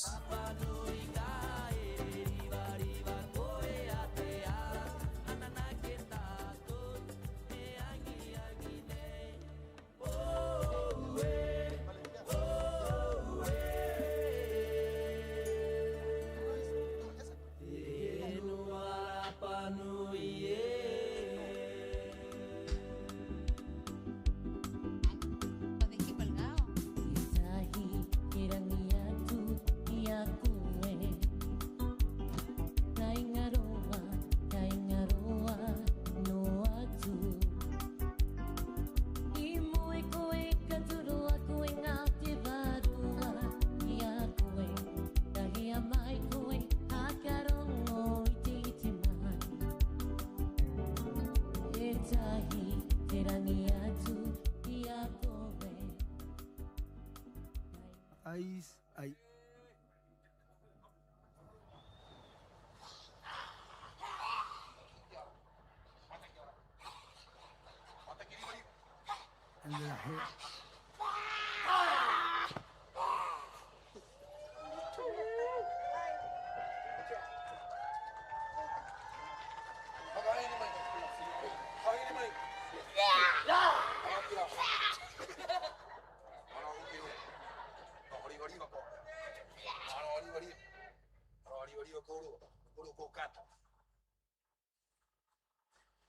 Te hopo i ngā poki e. Hei hau ha. Oro te taua. Haka te kea koi tu manuinga. Tau huru. Tau tangata. Hopo koi tu hami. Hopo koi tu ki ea. Hopo tu pan. Haka angiangi koi. Koi koi. Moha. Wangiangi koi koi. Mau mahingot kainga. Nā kōrua nei o tāna nā. Tāna. I haka kea te kōrua. Me hok tau. O tatu hakara. Mara marama. Uai. Rau i hakare mai. Au tātou aranga. Ranga maori. Ai e ui mai era. Ai e koa mai era. O te aha. O te mau. I te pūwai. O te hoko. Kamatara! Koe te hoko e! Mataki kūrua.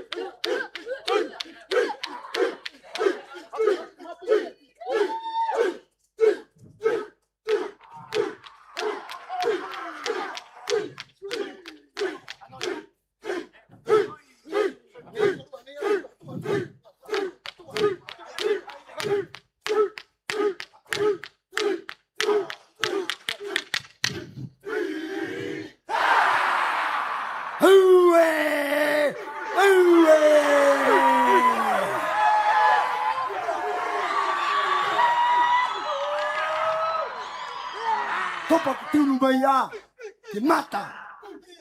Ki hare hapi, te ite o kio, te ao ki runga i te ahu o kio.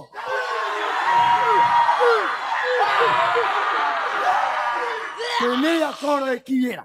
I uta e tai e. Kata kara korua. Kata kara korua. Nā pai e tū mai. He tata mai tatu hei manga manga. Pini, pera, a tatu. Ana kamatara.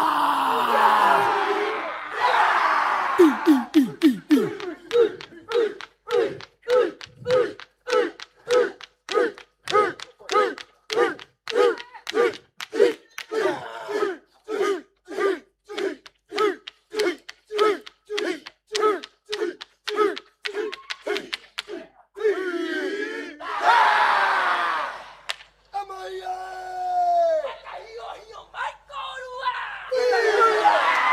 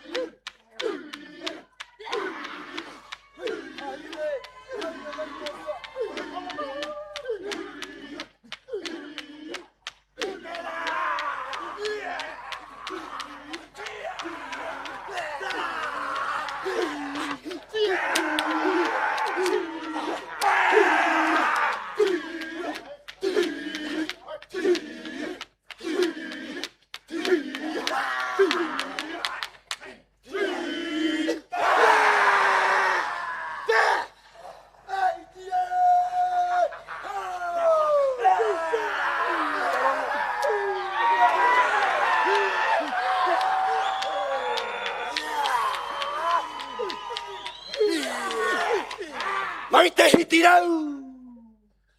Mai ungaera matau turu mai ai. Kai tahi korua.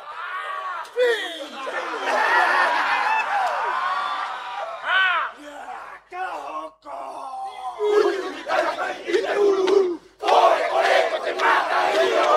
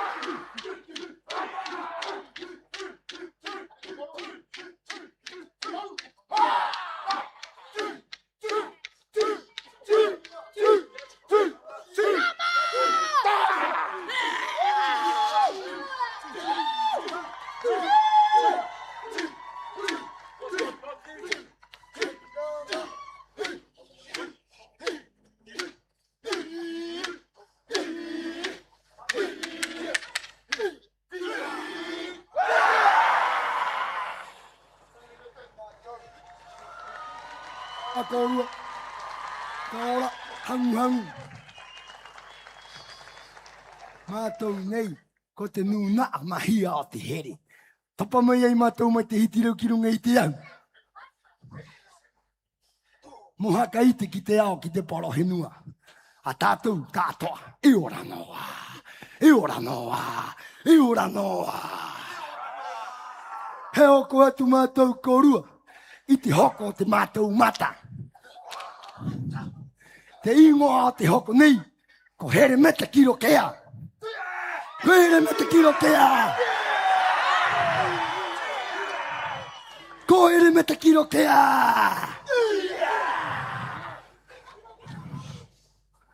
Ka hoko!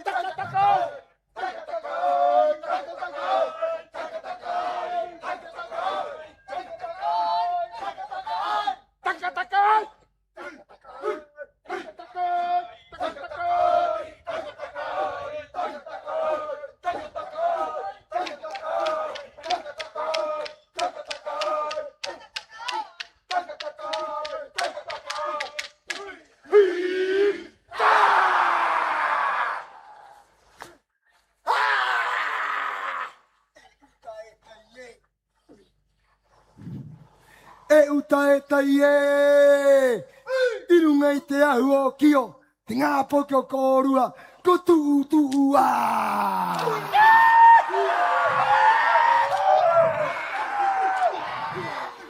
Mei runga nei mātou He aro atuenga Ki te mata tātoa o Rapanui Ki te mataera Ki te mataera Ki te mataera Ki te mataera Kite mataera. Kite mataera. Kite mataera. He mata o te henua. He mata o korua tātoa. Ira to te mata ua. E terena. E terena. E terena. Tātou ora tupuna. Tātou ora henua. Tātou ite. Tātou angiangi. I te mahana nei. Ka tapuene tātou tātoa. I te hoko. I te huru o te hoko. Taka takai, taka takai. Taka takai, taka takai. Taka takai, taka takai.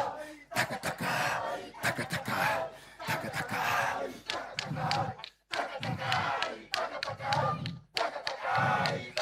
Tuai.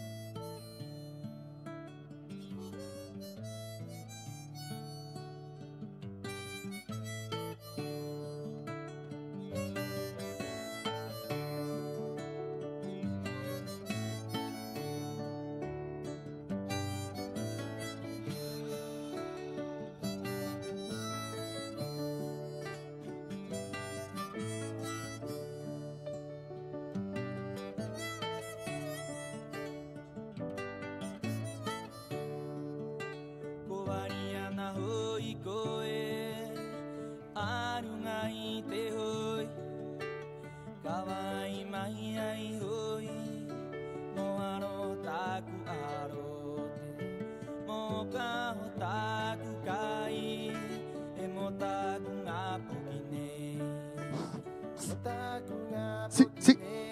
Fuerte el aplauso, familia, para toda la energía que nos deja aquí.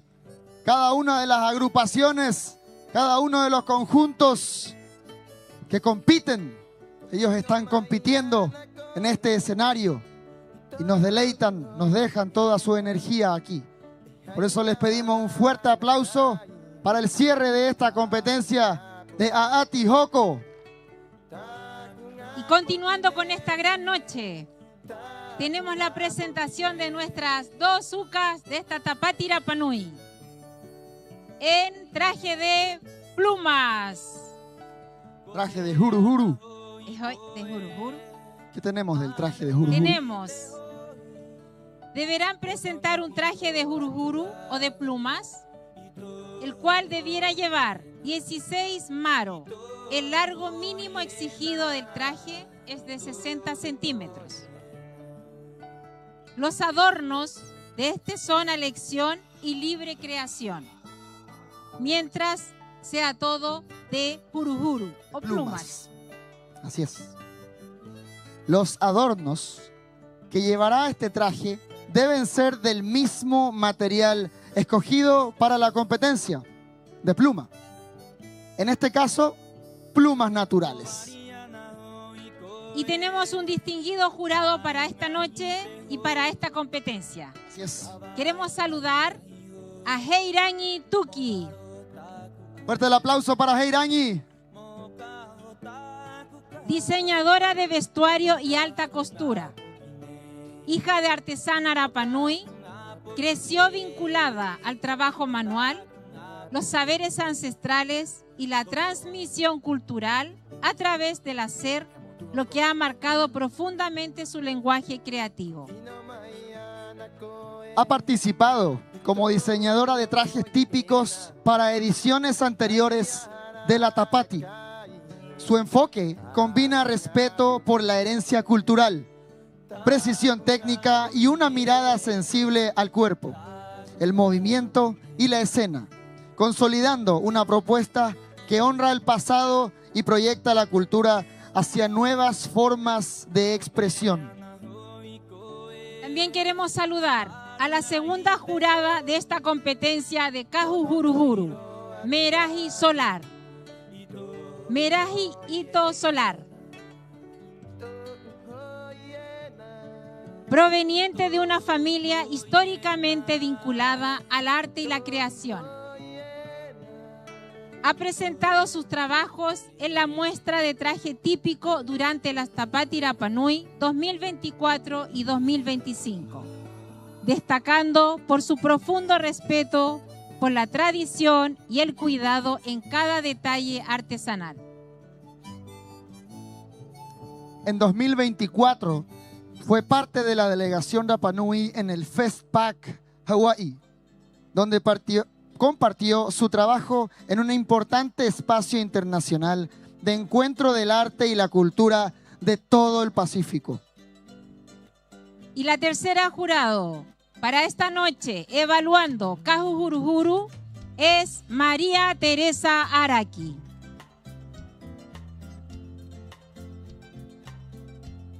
Participó de varios viajes culturales a nivel nacional e internacional. Durante 25 años ayudó a muchas candidatas en la confección de trajes para conjuntos y también a varias de las mismas candidatas. Actualmente se dedica a enseñar en el Colegio Lorenzo Baeza Vega. María Teresa Araki viene de una familia de artistas. Desde pequeña aprendió a cantar Ryu, Ute, trabajar con todo tipo de trajes, comidas típicas, confección de todo tipo de materiales autóctonos. Fue bailarina en destacados conjuntos artísticos como Temanu, conjunto de Baimoana, de Marcos Rapu, conjunto de Pascual Pacarati. Fuerte el aplauso para cada uno de los jurados de esta noche, de esta nueva competencia de traje típico Juruhuru o plumas. Itehoranei hakareatu irunga iteahunei itengaukanei erua mohaka itemai pehetera wakahu yangai iteingoa o te karave au tera wakahu e peira he pahono mai te ui e kioti he ori mai mo tātou tātoa. E hakarei runga nei i te uka ko Heilani Hito Rapu. Dejamos en este escenario a la primera participación de esta competencia con Heilani Hito Rapu. Fuerte el aplauso para ella. Démosle un poco de energía.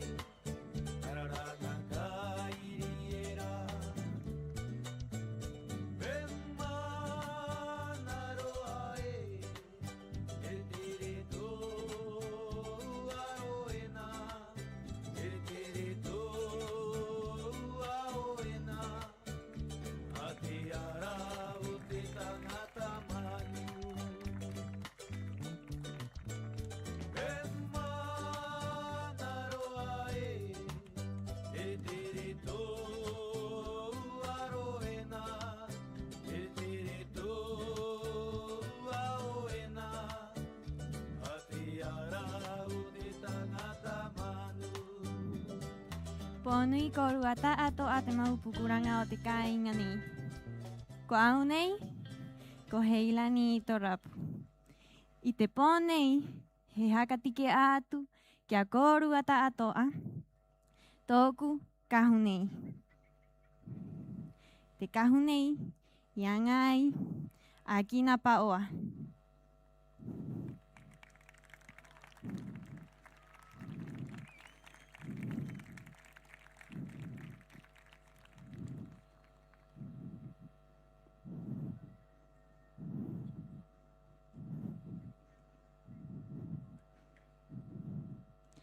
Toku hei, iangai, hai hurute, huru atea, e hai huru kiri miro. Ihaka nehe ai, hai mahute, e hai niu.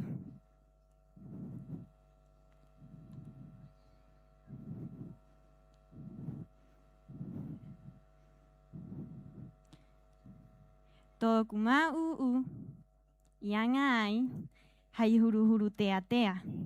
Ihaka nehe ai, hai mahute.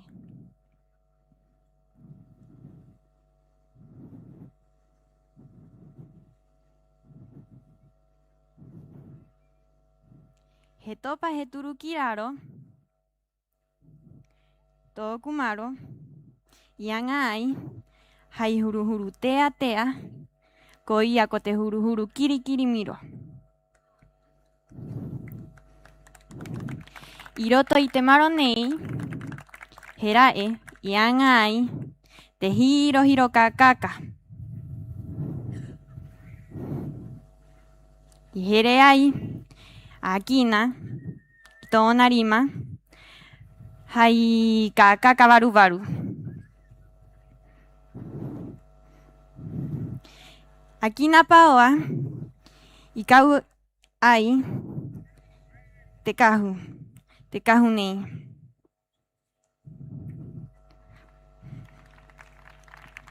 Tōku nua,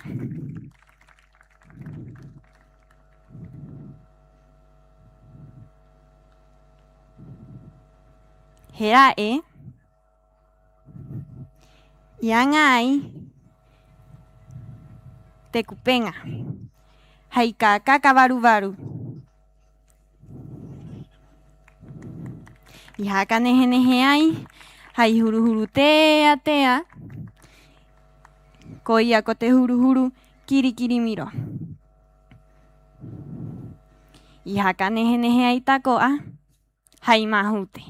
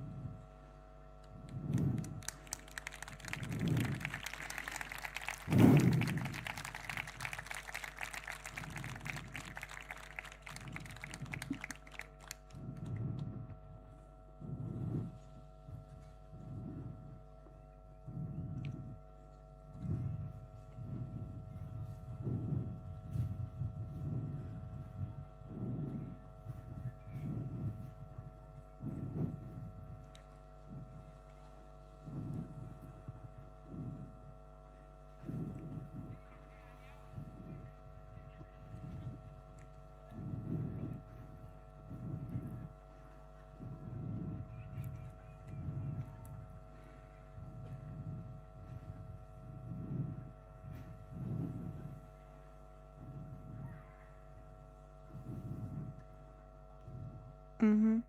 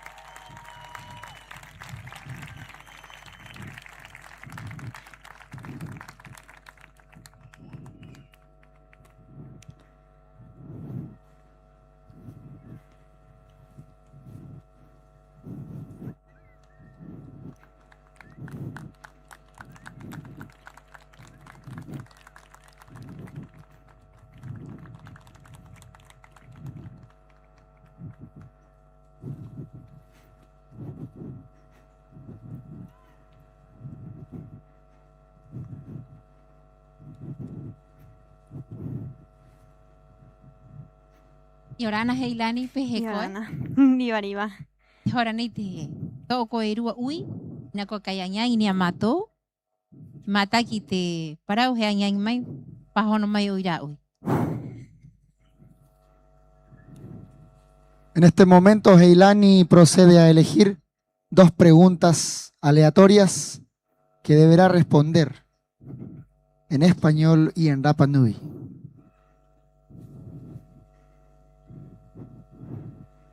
Te uira e Heilani. Heaha te hauhaa. O te kona nui era o orongo. I orongo. Hengongoro. Ianga era hengongoro nui nui. I te kimi maara. I te kimi maamari manutara. Maururu ta pahono. Te rua ui. Kitu umanau. Iroa he. Te roa hopea o te hauhaa. O tano. Mo vananga i te re o Rapa Nui. ¿En qué espacios de la vida cotidiana consideras más importante el uso de la lengua Rapa Nui? Paurote mahana. Paurote mahana.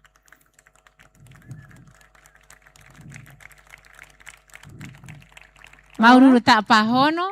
Horana he vaya te kia koe tu waha o. Ori mai o. Haka te kia hako mai ako. Haka paka mai. Tu kahune hena ki mahua ayot kainga. Maururu.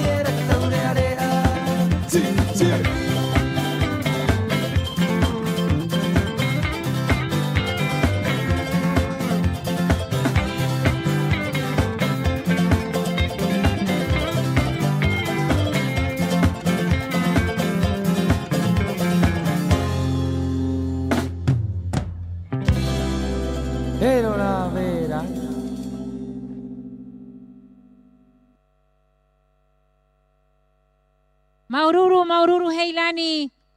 Fuerte el aplauso para Heilani.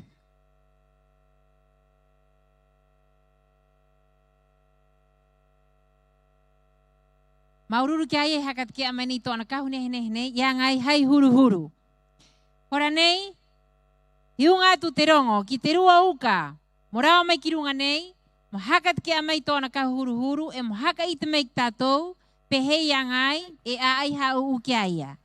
Hiunga tu terongo kia Jeremeta, Teao, Manu Toma Toma. Dejamos en este escenario a la siguiente participante de esta competencia de traje típico Huru Huru o plumas.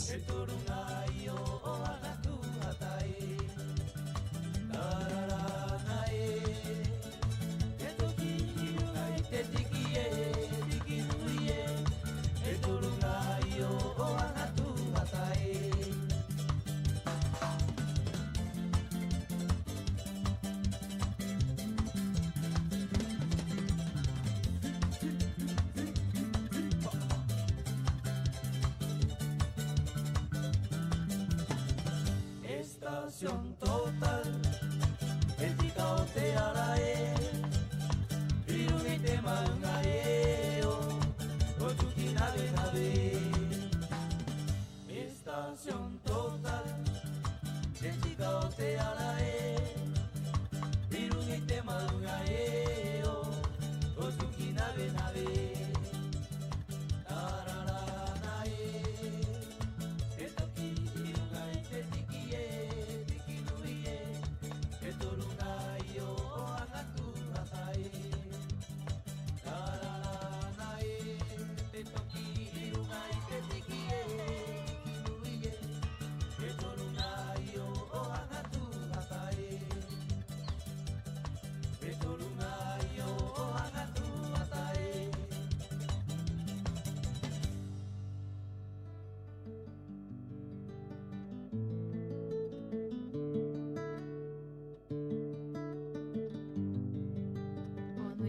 Atoa, paunei ko Jeremeta. Iau he haura atu toku ka huru huru, mai runga kiraro. Toku hei, yangai, hei huru huru, hei mahute, e ko haka nehenehea, hei huru huru hiva, hei pure, e hei pipi uri uri, o hanga o honu. He oho mai toku mau, ko anga, hei huru huru tea tea, e ko haka nehenehea, hei pure o hanga o honu, e peiraa, hei hiro hiro. He oho mai tōku kahu, iangai, hei huru huru tea tea, e ko haka nehenehea, hei pure, hei pipi uri uri, e peiraa, hei tiare huru huru tea tea. I te hora nei, tōku nua.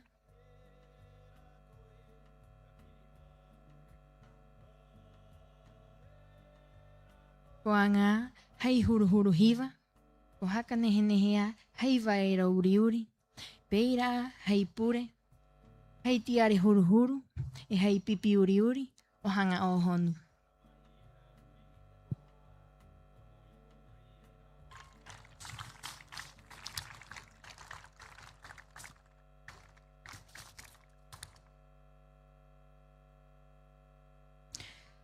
Tōku kahu huru huru, e haura aroa, i te ngavi e Rapanui, e angaena, i te kahu huru huru, pauro te matahiti, mo te a ati nehe nei, he tāpati Rapanui.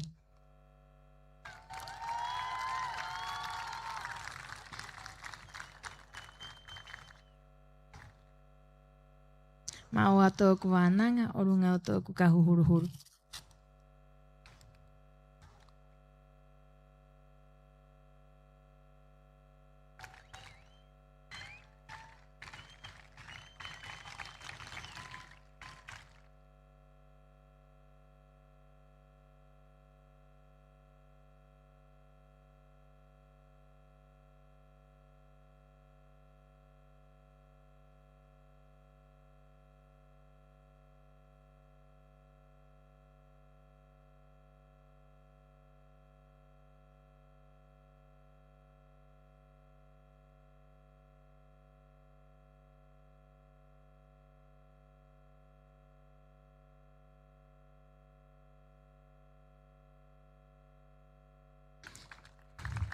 he maururu atu au.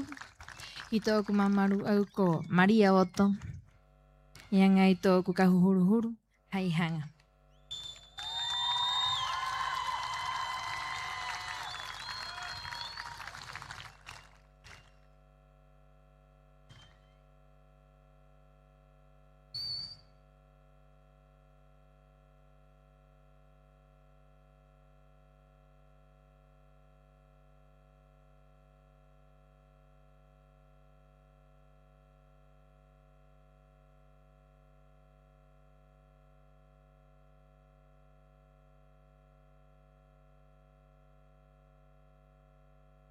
Yorana Jeremeta.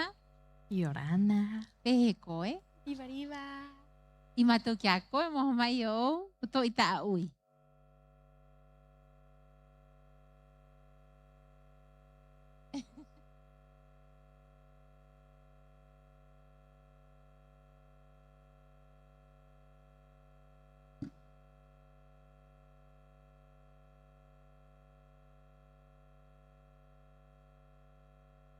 Ti uira e maheremeta i te pone.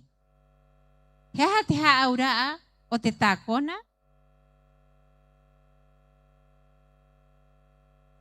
Ia ngari nā au hea pāhono atu kia kōrua hai arero tire. I te tāpatira panui ina he ui mai te nuu tātoa o te kāinga, te rapanui, te tire, te harani, te nuu tātoa i te mahana ni au he pāhono atu hai arero tire. El tacón en mi familia significa muchas cosas. Yo creo que es un saber que mi papá es una persona que influye mucho en lo que viene siendo el tacona. Y para mí el tacona es más que solo quiea, más que solo venir aquí arriba del ajo a presentar algo. Es parte de mí el tacona y significa todo para mí. Más que eso es cuando una persona sube para acá, se hace tatúa el cuerpo con quiea y presenta una historia, un amo encima de este ajo.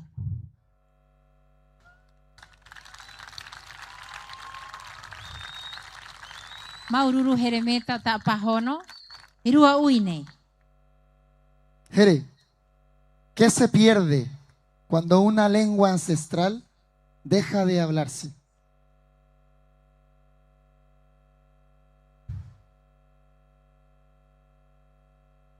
Herehu te me tātoa. Hapa o te tātou ono, o tu uroma ya po ina tātou.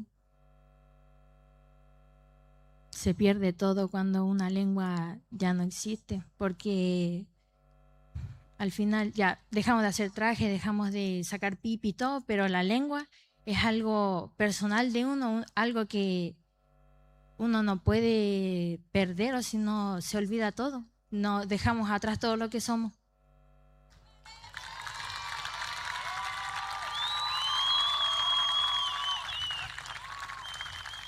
Maururu kia Jeremeta tāna pahono, i te hora nei hakereati a ia, ori mai tatu tātoa. Muchas gracias, Jere, por tu respuesta. En este momento, el escenario es tuyo para deleitarnos con música y danza.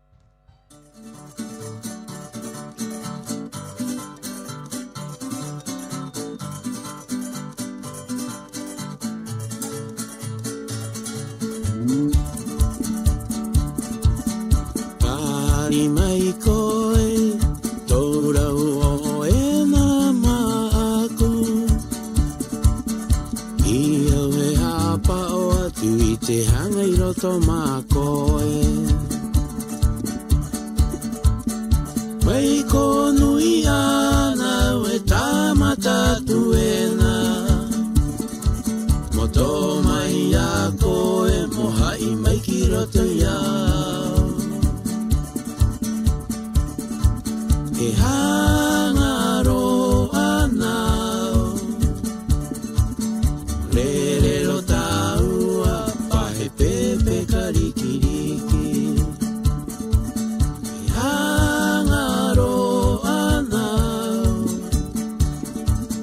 Morerero taua paje pepe carikiriki. Como los mariposas volaremos tú y yo. Eso es lo que quiero, corazón. Como los mariposas volaremos tú y yo.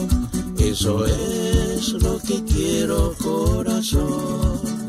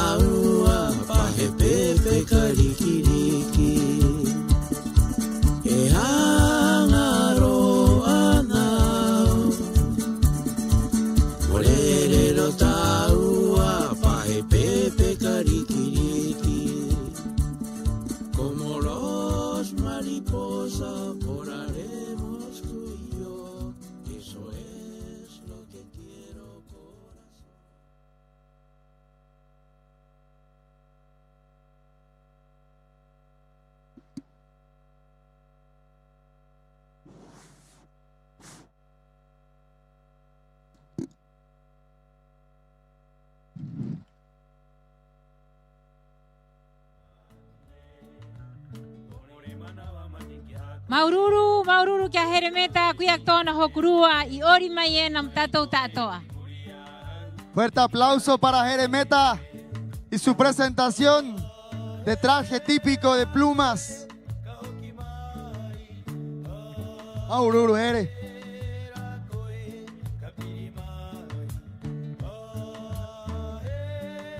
Que homai te aati hopea o te ponei. He a amutuai. Representación teatral de leyendas ancestrales en donde cada familia en competencia deberá recrear alguna historia. Las bases de esta competencia del Aamutuay. Los participantes deberán utilizar vestimenta acorde a la historia, mito, fábula o leyenda que representen. La obra debe durar 30 minutos como mínimo y 40 minutos como máximo. Para esta competencia solo se considerará una etapa.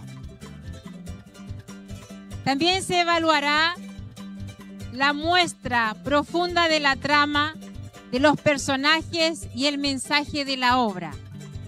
La interpretación de los participantes, logrando transmitir la esencia de sus personajes a través de su actuar.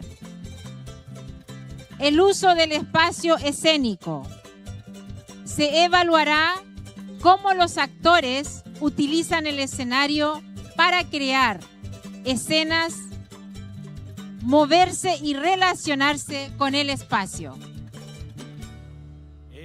El guión debe tener coherencia con la historia, el mito, fábula o leyenda de Rapa Nui elegida por los participantes. Se evalúa la estructura del guión, la coherencia de la trama, el desarrollo de los personajes y la calidad de los diálogos. También se evaluará la calidad general de la presentación, considerando escenografía, vestuario y guión. La presentación de la obra teatral elegida debe tener la coherencia con los hechos históricos que van a representar. Tenemos jurados para esta competencia. La primera jurada de esta noche es Carolina Tuki Pacarati. Fuerte el aplauso para Carolina, primera jurado para esta competencia de Aamutuay. Profesora de Reo Rapanui y destacada especialista en lengua y cultura Rapanui, con más de 2 décadas al rescate, enseñanza y revitalización del idioma. Experta en Kaikai, para que todos sepan. Es miembro activa de Kaju Kaju Ojera, organización que resguarda el conocimiento ancestral Rapanui. Nuestra segunda jurada de la noche, Victoria Tepano, gestora patrimonial y cultural, autora intelectual del magno evento de Tomo Hangaote Ariki. Fue directora del área tradicional de la Escuela de Música Toki, cultora de las tradiciones a través de los establecimientos educacionales. Victoria fue encargada del Departamento de Patrimonio Inmaterial Reo y Paari de la comunidad indígena Maujenúa. Hoy es directora de la CIMH, realizando mejoras habitacionales para nuestros Paari de Rapanui. Y nuestro jurado. Tercer jurado de la noche. Así es. Felipe Tuki, el cual a la edad de 9 años, sus primeros conocimientos sobre la historia de Rapanui a través de la tradición oral, transmitida por los ancianos de la época. Participó del conjunto Hangaro Areca en 1976 y en 1982 participó del conjunto Jotumatua Avareipúa, dirigido por Luis Abaca. A continuación, dejamos en este escenario al primer grupo en competencia, representando a la candidata Heilani Hito Rapu. Fuerte el aplauso para este primer grupo, representando a Heilani.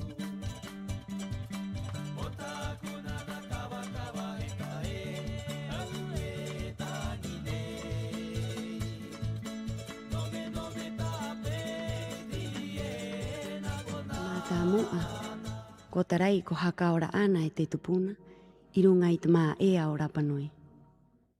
Ta eno hei toki i tarai ai, hei vai i ta ko ai a ngai. Hei turu turu i ngaira, pauro te mahana, e kimi o hoera i tōna ara. He ranga he turu te vai, he awa te henua. Ta e o moha ata ai te tangata, mo a mui, mo hakapiri, e tahi mauno ka inga. Ko awaranga uka atoro ke hau. He kona wairanga era, mai ira i te ai e tātou, pe he anaanga mo te riwariwa o te taatoa. E hakamana umai ena te orara o te tangata, hai here o te taatoa. I angarina, te ki o awaranga uka atoro ke hau, ka haa pā o te kōrua vai. Vai ena, hai ia, e ora ena te tātou tangata. E te tātou hakatere inga, pē mu a ka o hoena. I te tau haka o nei, i Rapanui, he riro haka o tātou, pahe tiare uaa i te kona pakapaka. E pohero ana ki te vai, e roaro a te aka, e a aruhio hioro ana, i runga i te o one. E haka uhu e kimi ana, hai vai puai. Hora ena pai, e paka paka e ngā aha ena te henua. Peira takoa e topaena, kirunga I tu tātou manau. Pēnei te tātou tupuna I ki ai. I roto I te vai, te tātou a amu, e te tātou ora inga pahe tangata. E hora nei, mo tātou, e haka manau haka au.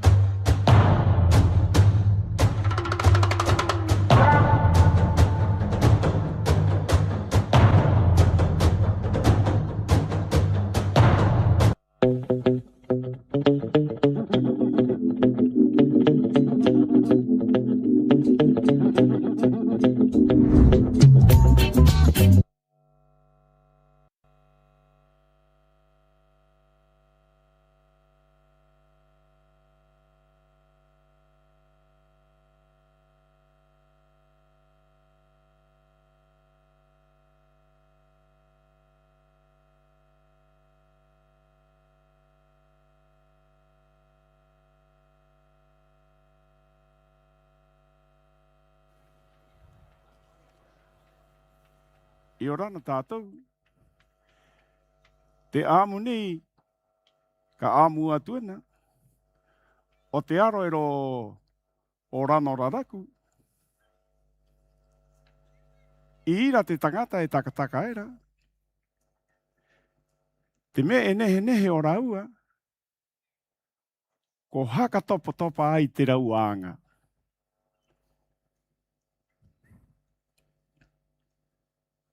O nui korua e te mau mahi ngoe. Ka oro mai korua I te wānanga heire o pani ora. No haka haura ki tunu o hahu. Buenas noches al público presente. La historia que nosotros vamos a relatar hoy día, tiene lugar en el sector de Rano Raraku, en la costa sur, y también en el sector de Nuahine Tenkotea, en la costa oeste de Rapa Nui. Tu haka topa topa e roa te anga. Haka titika o te haka terenga o te nohoenga. E ai roa te nuu. Mo tunu o te kai. E ai roa te nuu.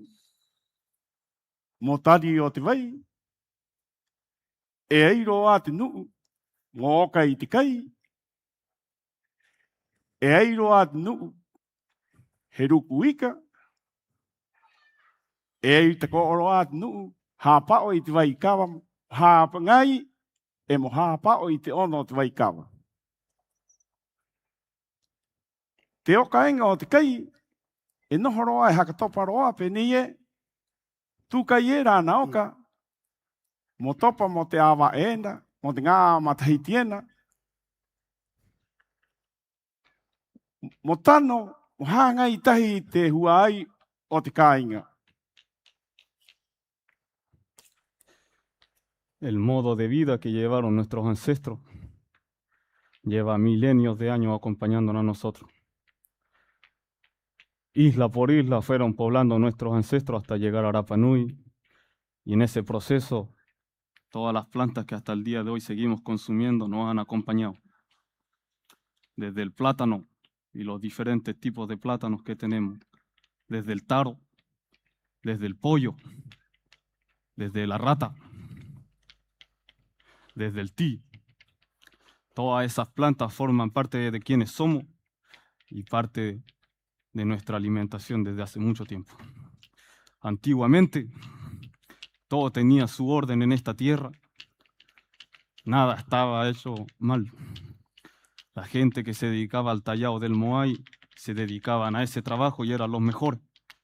La gente que se dedicaba a plantar se dedicaba a ese trabajo y eran los mejores. Generación por generación el padre iba enseñando al hijo y iba especializándose ese conocimiento, conociendo los ciclos de la luna, conociendo los ciclos de las mareas para salir a la pesca, conociendo los ciclos de las estrellas para llevar este trabajo de la manera más eficiente. Y así fue que en una gran conexión con la naturaleza, nuestros ancestros llevaron a cabo su modo de vida, que vamos a relatar un poco hoy en día a través de una historia.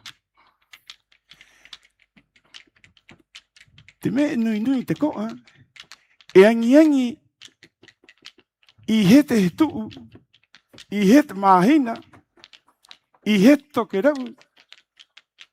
Mo tā mata i te ngā me era kāanga era, he oka kai, he hāpa o i te ika, hāpa o i te vai, i te me e tātou aera.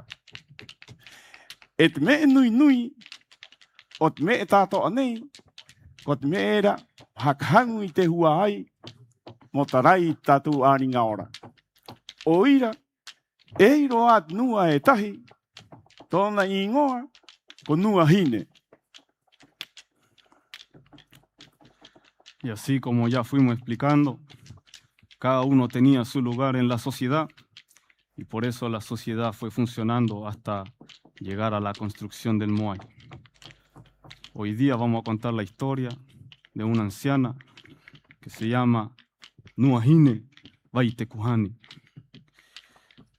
I te aroera o te ngā to arere a Naraku, i te kainga era o Virivovo, pe ahu orohie. E noho era te ruau nei o Nuahine Vaitekuhani. Tāna anga, e haka teka te henua, e haka takataka i te kai, ko te taro, ko te uhi, ko te ti. Moha ngai i te ngā Māori tarai moa i era o Rano Raraku. I te tapararo o maunga eo, i vai maho. E tā o era nua i tāna umu, moha ngai i te maupukuranga o te rano.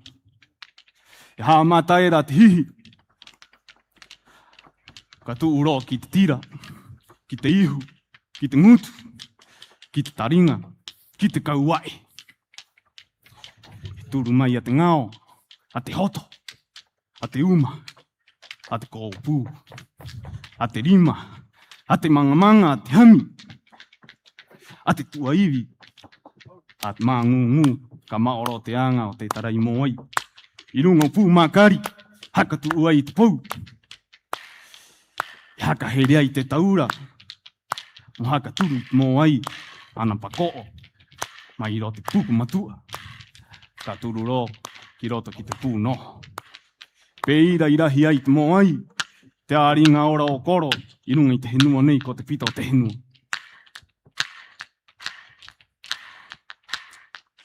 Existía una nua, una mujer adulta, que la importancia de ella era que recorría todo el entorno de la isla, recolectando alimentos para ir donde se estaban esculpiendo y alimentar también a esta gente, a este pueblo que estaba esculpiendo nuestro Moai. Ella se dedicaba a recorrer todas las zonas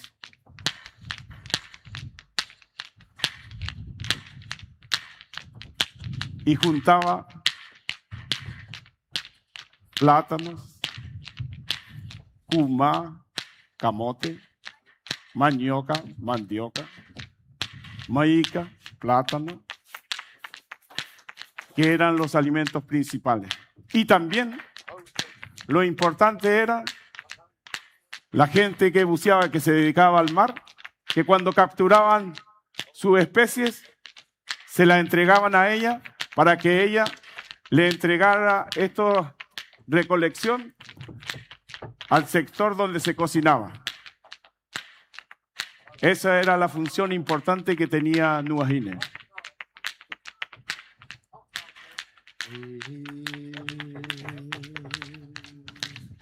Penei taringa i te amu. I te aroera o Nuajine tangi ko tea. Pe tetu. I raro i te o pata era o ara takirerewa. E puura e tai. Te ango te tangata. Te oho ki rā puura. Moruku mai te ura. Moha ngai te hua ai.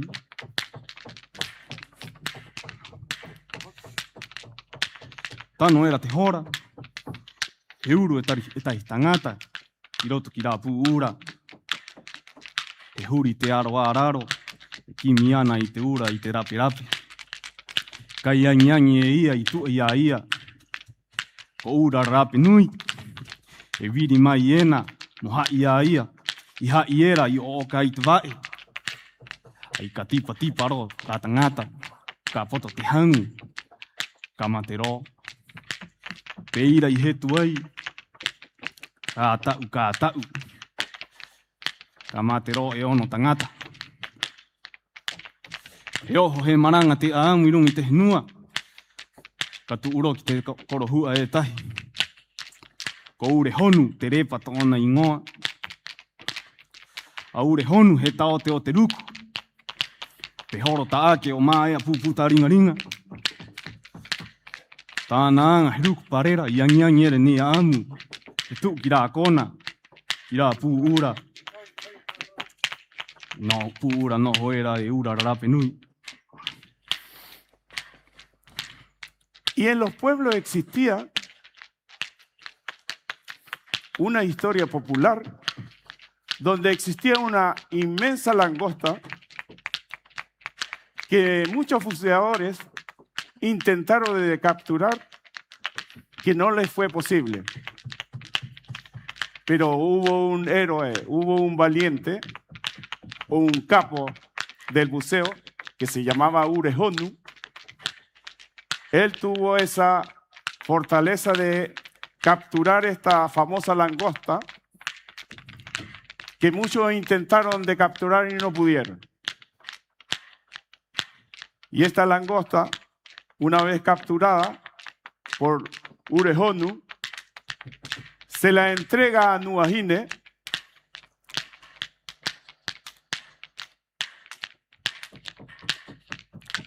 para que Nuajine se la entrega a la sección de cocina, porque ya los moai estaban prácticamente listos y sirviera como para festejar el término de la faena de los moai. He uru a Urehonu, i roto ki rā ana, he takea he haha iti iti, pārera a roto. He angiangi rā hora i takea era pāpaku, ka ono te tangata. I o oka ai, hao ai, pūpū ai mua. He angiangi rā kope mai tua e hai era rā ura ki te tangata. O ira, i tu i ai kūpenga hura. I uru era ki rā ana, haru i te aro arunga, he takea rā ura. Ai ka haro rā kūpenga, ai ka aruro rā ura. Ka haro te huhu. Pe ira i a arua i rā ura wara tinga i tangata era ko ura rarape nui.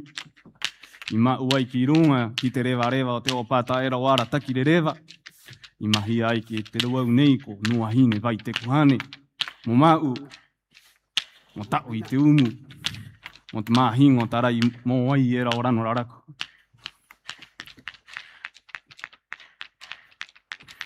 I tau era tu umu era.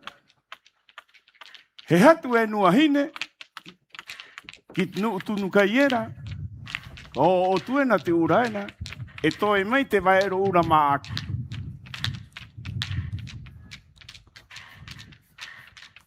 He ki e tunu uera, o tano a, ina tehi ati.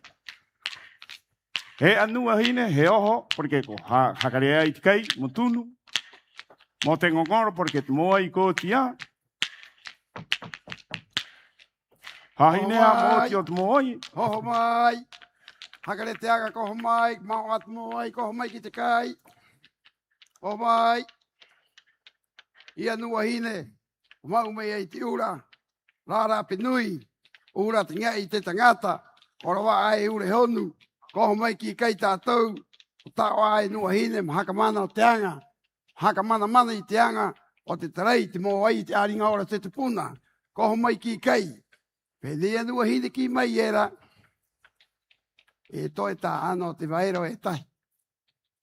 Kakai, kakai, kakai, kakai korua, kakai, kakai, kai tai te tangata. Kai era. Kakai, kakai. Kakai e mako naro. Mako nako ni tiura. Mako nako ni tiura. Hauru. Hakaora. Hamoe.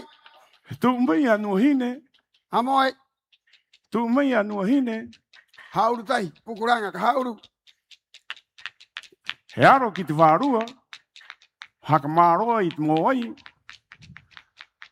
I runga i te ahu. Pēni anu hine aro era pēne. Maroa, maroa, maroa te moai. Maroa, maroa, maroa te moai.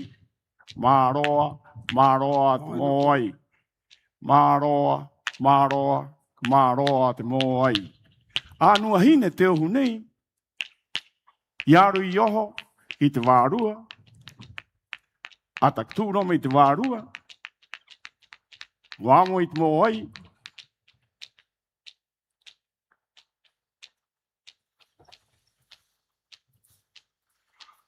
Mau moho mai.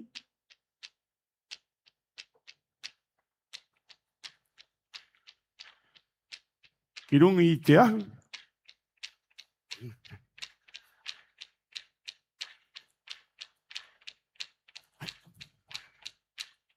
Mohaka maroa. Ka tahi moa i maroa. Maroa, maroa, maroa te moai. Maroa, maroa, maroa, maroa te moai.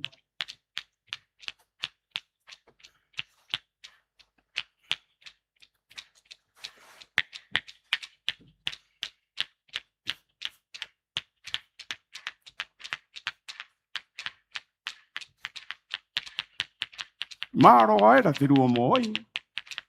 O naho naho a anua hine, tomo a tānanga. He anua hine he oho. He aara mei te ngā poki, te tangata, te ngā vi e o te henua. Ara mei korua. He te kea te moai ki maroa a. E utai tei e. He ngongoro. Maroa te aringa ora te tupuna. E utai tei e. Maroa te aringa ora te tupuna. Hakatua! E utai tei e! Maroa te tupuna!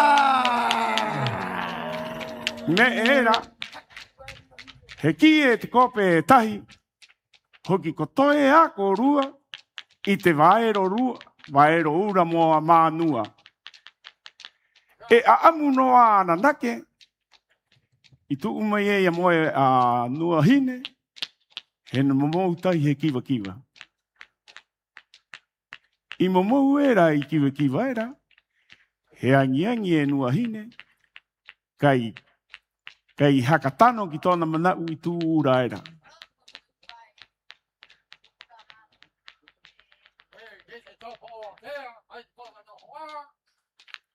E ai roa te kope e tahi, he pāhono hape, kia nuahine, e ki te hua ai o tū konaira. Au e tātou e kia kurit wānanga ino kia nuahine. E riri a nuahine. Ana tātou te haka mana mai te kāinga. Ana tātou te hanga I mai. Ana I te aro ki te wārua mo haka tū I te moi o te puna. I runga I te au. Au e tātou he vai atu te mea mkorua. Ki hakau e nuahine. I tū ngā wārua era. Kāhinga te moai. Kāhinga te moai. Kāhinga te moai. Kāhinga te moai. Kāhinga te moai. Kāhinga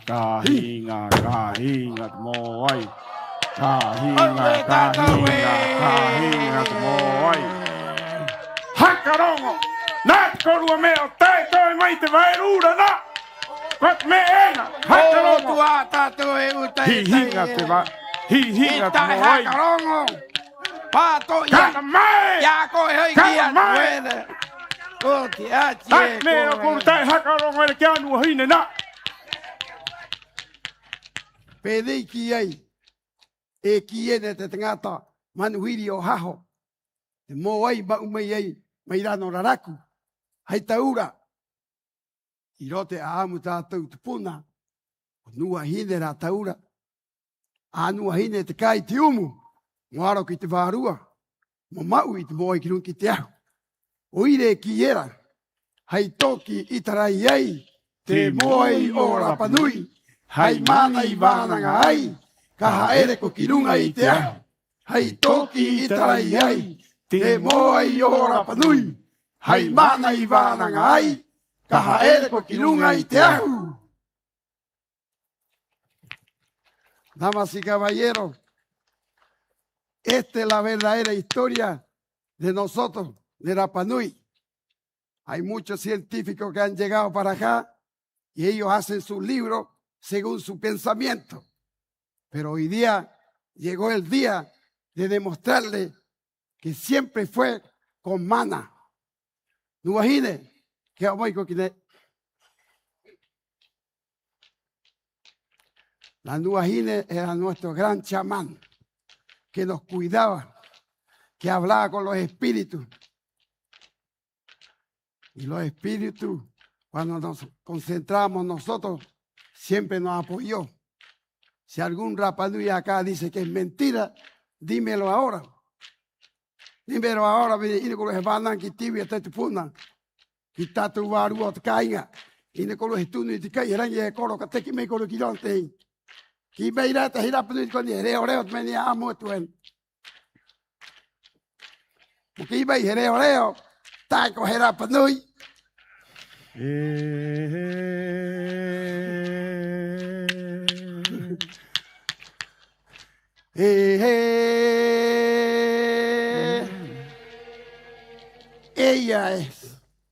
Ella es, hermana, ella con su curanto, con su rezo, a los tupunas, a los ancestros, a los varu ahora, o te cainga, fue como dejaron los ancestros en los ajus hoy en día.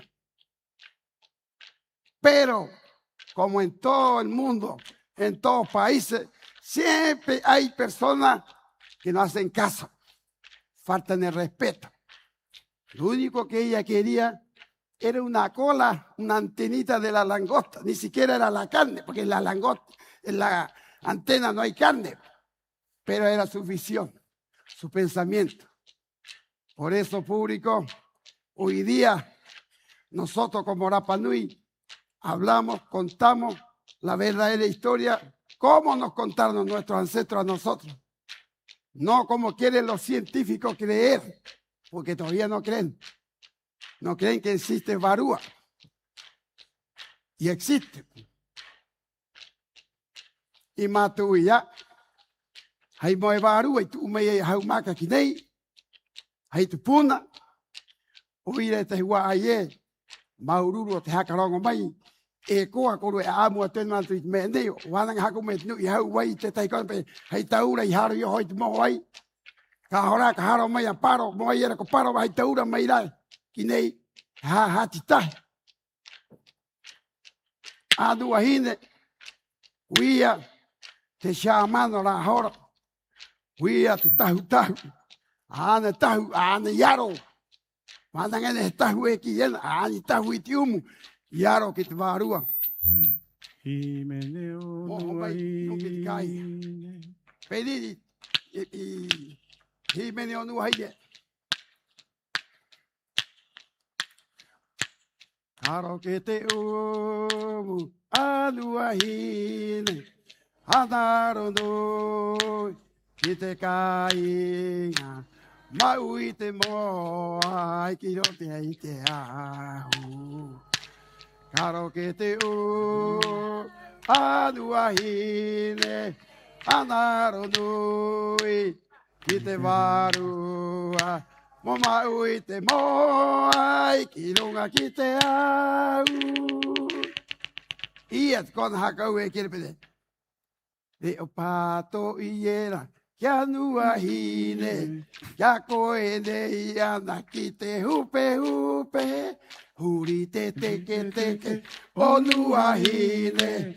Hihinga te moai, o te kainga. Huri te teke teke, o nuahine. Hihinga te moai, o te kainga.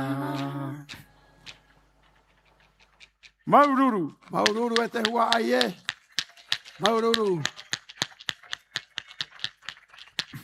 Karo ke te ai, hanuahi, anaro do, ki te Varu, maui te moai, ki runga ki te au.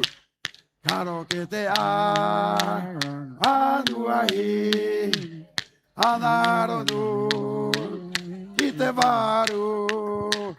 Maui te aringa ora ki runga ki te a. E uta e te ie.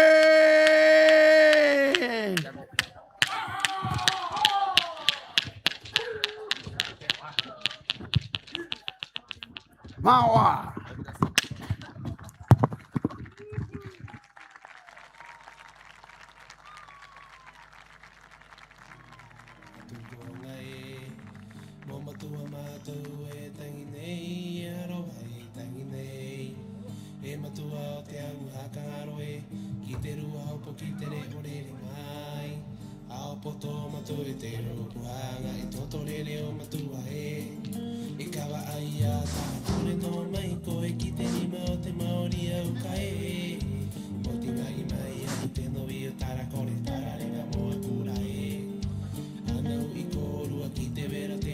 Maururu, maururu ki te nuna ane i eke mai nei ki rungi te ahu o hanga marevare. I haka takea mai nei te raua a amu tuai. Fuerte el aplauso, familia, para la presentación de Aamutuay, para la candidata Heilani. ¿Cómo están? Muchas gracias por estar con nosotros esta noche. No se vayan aún, nos queda show. También tenemos nuestro lado gastronómico aquí en la costa para que se acerquen, para que prueben las delicias que han preparado con tanto amor para nosotros. Tenemos el sector de parrillas, no se lo pierdan. Y además nos queda la segunda presentación en competencia del Aamutuay. Y también la sorpresa que mencionábamos. Tenemos una sorpresa que tiene que ver con cómputos. Tenemos cómputos oficiales al día de hoy. Pero esa gran sorpresa viene después de esta maravillosa presentación de Aamutuay que vamos a dejar en este escenario en unos minutos. Y por ahora los invitamos a ver un video introductivo de esta gran fiesta Tapati Rapa Nui 2026. Lo dejamos entonces, familia, continuando con el show y luego de este video de presentación con el grupo y la participación de Aamutuay con la candidata Jeremeta.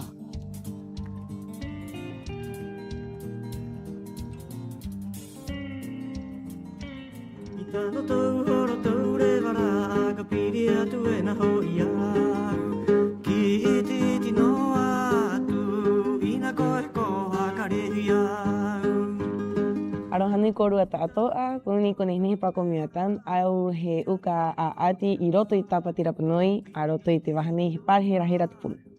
Te anga ata kuiku i mo tātou pa he tangata i vi e a ati, ko te anga pauro te mahana, he ara i te popohanga, he kai, he hauru riva mo tomo riva tātou anga. Te anga ta ato ani o pahera hera tupuna ta ino he anga mo a ati, he anga mo moreka. I roto i te anga nei a mātou i mauena tātou a amu, mo hakama a tātou a amu e mo mataite ki te hina rere, mo hapi o raua, kwai o raua, mai he a raua, e ki he tātou e o hoena Pahi Rapa Nui. Roto ana ue tangita nei ki to tau a via era.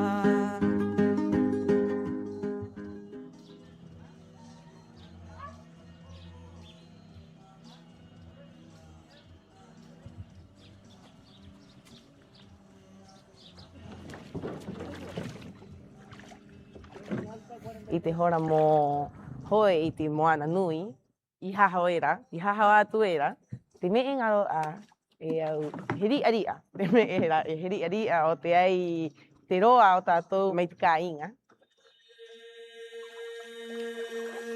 Obu te hoe arunga haka titi karo te waka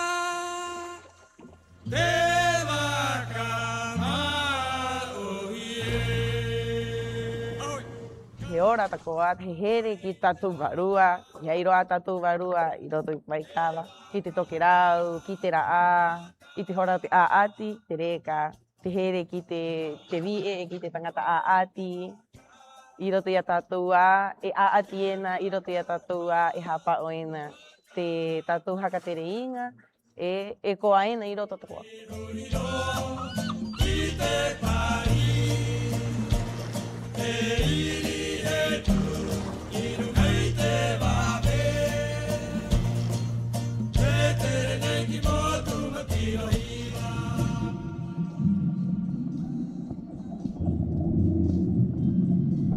Tā kurongo mo te tanga api, e haka ito kōrua, ka hanga kōrua mo hapi, te anga tātou anei, ka hanga kōrua mo ui, i tātou te taure area, te paari, te hua ai, mo pu atu te rima, mo pahono atu te kōrua ui o runga o tātou, mo riwa kōrua, mo mau, mo hapi, mo haka puai i roto i a kōrua.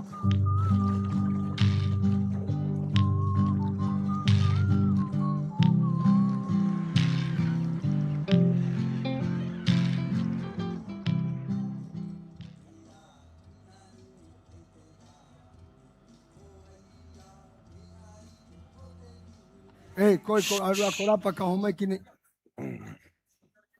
He tatu miro, pepe me tato. No.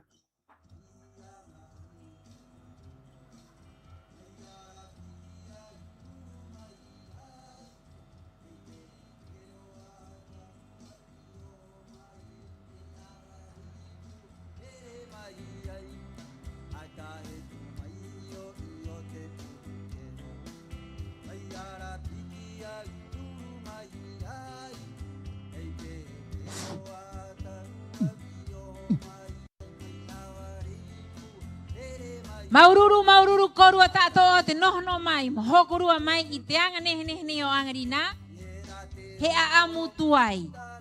He rao mai ki runga i te ahu nei, te nuna ao Jeremeta, te ingoa o te rau Aamu o Ororoine.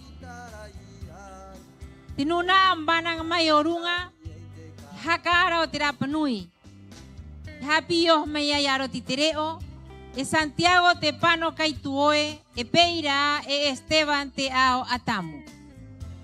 Te tangata a ana i hakatika i te anga nei. Kokorike taura a te ao. He matua aito o heremeta. Rotu puai mai korua kiraua. La siguiente y última presentación de esta noche, correspondiente a la participación de Jeremeta en la competencia de Aamutuay. El nombre de esta obra es Heaamu o Oroine.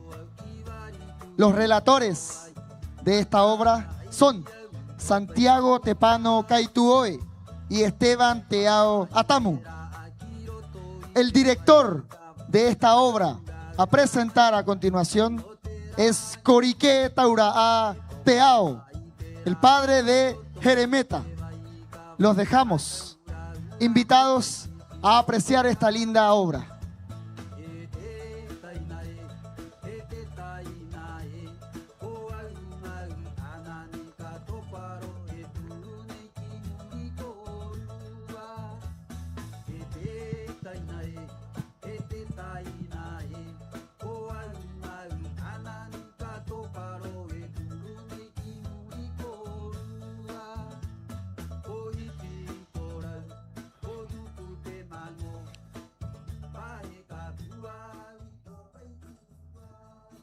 Te mahana nei. He aamu atu mātou ki korua. Hei aamu tuai. I te aamu atu oku tupuna. Ka ororo ine.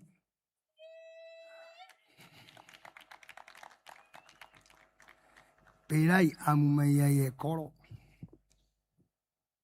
He topa mai. Ki rungi te he tomo mai. Ki rungi te henua. Te hau. O te rua motu. He ununui. Mamamari te tea e peroa. Ara aua, e iroa te raua hakatere, te raua angiangi, ora aua mau a.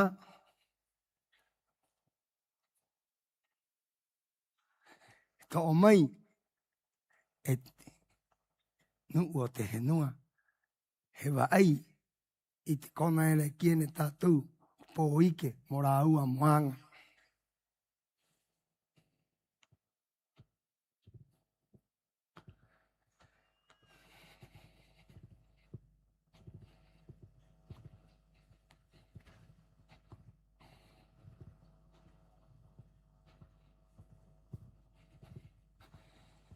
Iara aua, te huru topa ke, tō i te mā ea, hoa hoa ki rau te vai. Tō mei te rau a epe, hakaroa roa, pērā te aamu.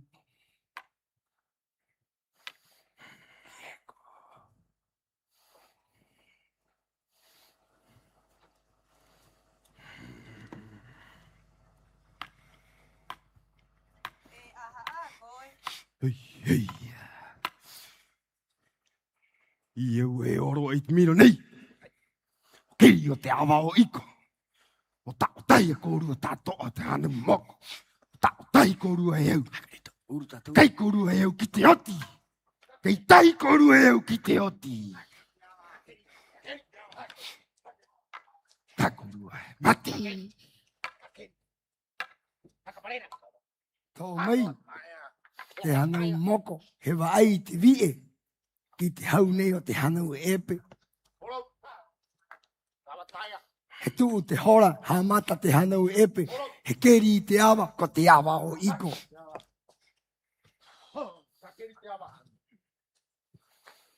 He mau iui te mahatu o te vie, ko moko pi ngei. I te mera ko pāhono hapea e tāna kenu, i ara ua. E keri ai te awa, mo tao, i te hana uma moko tātoa mo kei tātoa ki te oti. He mau iui te mahatu, he haka topi te manau, he tangi.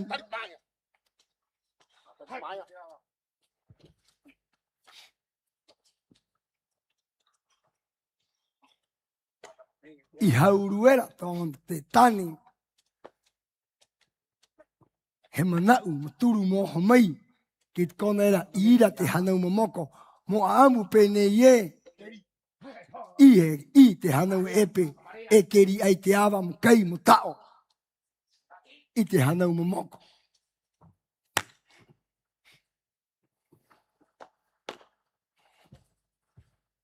Muka ai, hanau mamoko, hanau mamoko. Hanau, horau.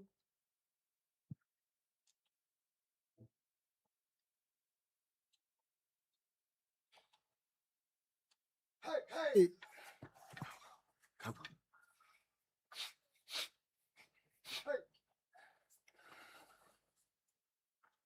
Ko te mata o te hanau mamoko.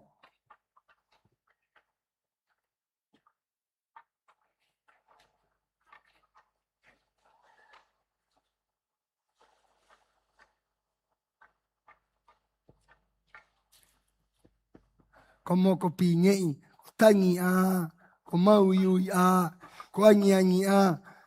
I te hanau e epe keri ai te awa. Mo a tahi te hanau mamoko ki roto.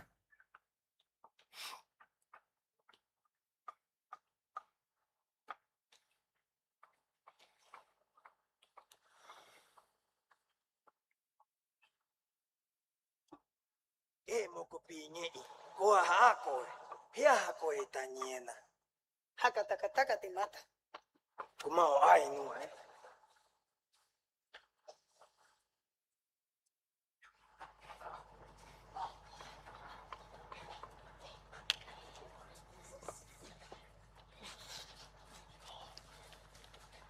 Turu mai a moko pi ngei.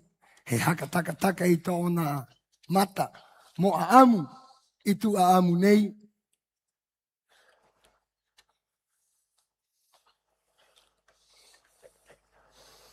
E nua e, taka taka ate mata.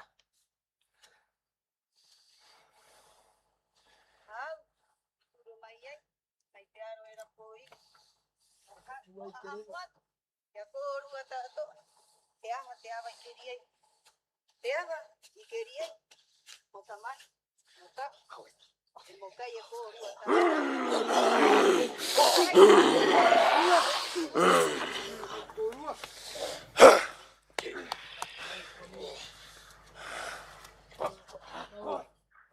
Hiri ro ai taua, kia tamai.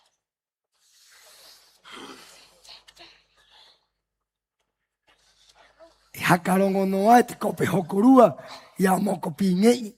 Ingaro aere ra amu. Hiri ho ki te hare o tawake mo amu pene ie. Ia kwa iko e keri ai te awa. Mo ai ara ua ki roto. A tawake. He kape o te hanau mamoko.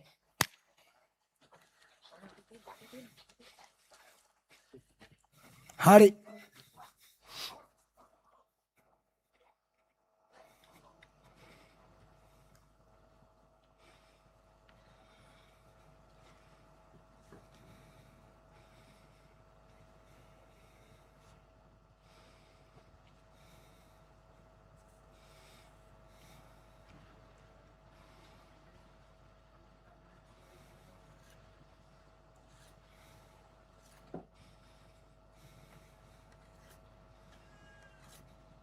Ko tawaki.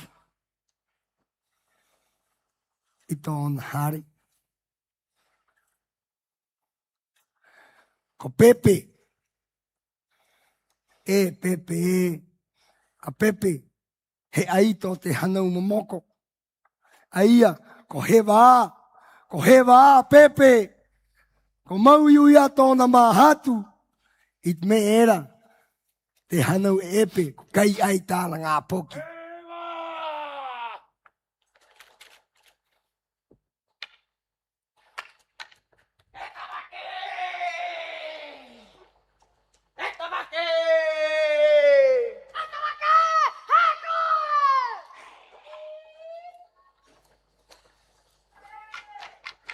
Kairi mai. Tutui. Kamaku tōne.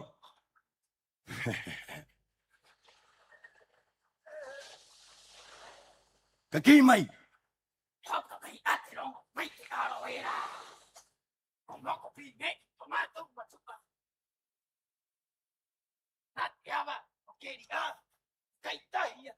Pehe! Pero con aquí mañana. Ajá. Quería te aba cuatro cape un caía tato. Mañana. Caía matito que tía que tiene que tener. Marwa. Kai hakataka tatu mata.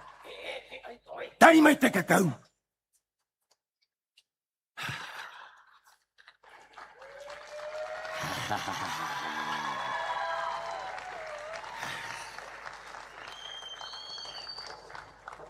Hau o te hana o mamoko. Ko mau iui era ai mera ko angiangia. Tau mai ai te hana o e peit maa ean. Hoa hoa akiro te vai. Tau mai ai te ngā vie. Wānanga ai te wānanga tae tāno. Tau mai ai te ngā poki a pepe ko kai a. Ha putu hea ho mai e te hana o moko. Kātai kārua kātoru kā hā. I maoela te aamu tu ngā kopi nei. He hakaunga e tawaki. Haka taka taka i te mata o te hana umu moko. Mōho ki te tamai.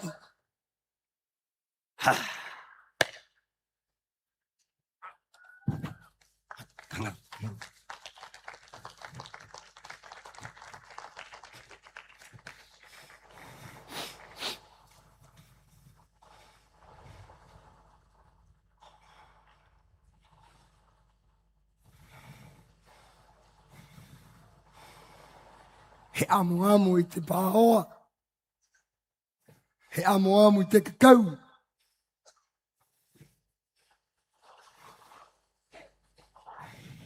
He amo amo i te pāoa i te kakau o te hana umamoko. Mo haka tika moho ki te tamai i te aroela pō ike.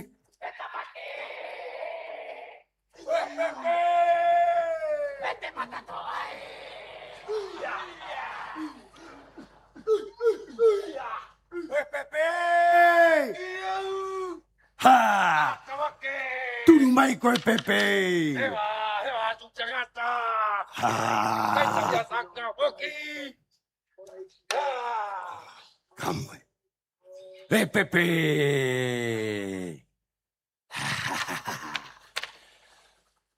Haka ora tu mahatu e Pepe! Ha! Ha! Kako kao! E Pepe, i te au tu ati. I taua iri ki te taua e Pepe. Keri a te awa o kua te kape. O tau tahi tātou kei a tātou. Tātou te eke i tunga manu nei. Ah! E tāku mata toa e. Ah! Vito a korua muiro tātou.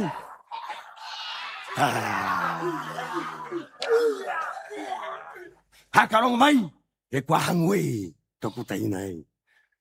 Kaungara ena, muri au a mahatua ka eri ena. Rua kaunga era, muri a Pepe. A te hakarawa. Toru kaunga. Taku mata toa mauera. Korua, me kano hene mua. E tamai mai. I tātou hakatari mai. I ranga hanau e epe. Kino tirawa maua. E tao tahi e tātou. Hakatakataka. Kanohia.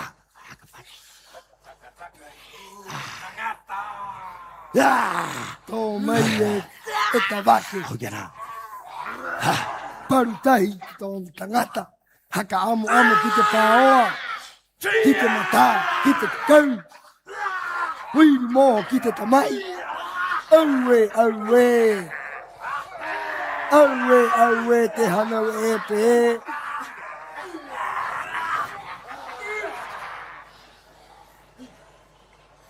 Hak te tika.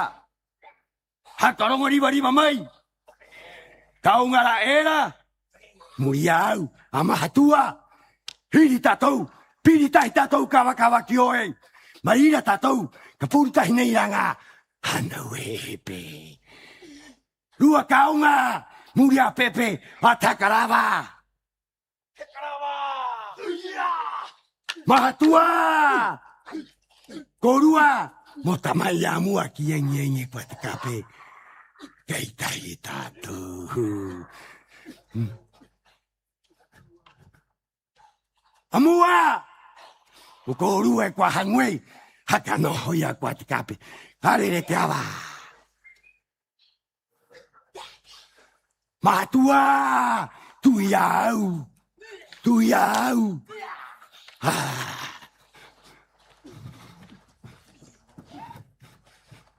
Ya, mai.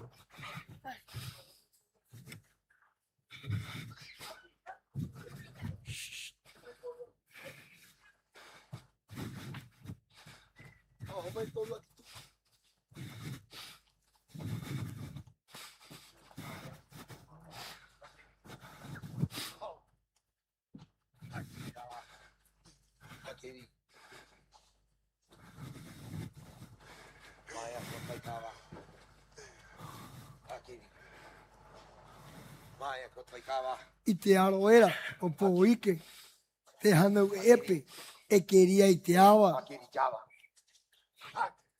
E hoa hoa i te maea ki roti vai.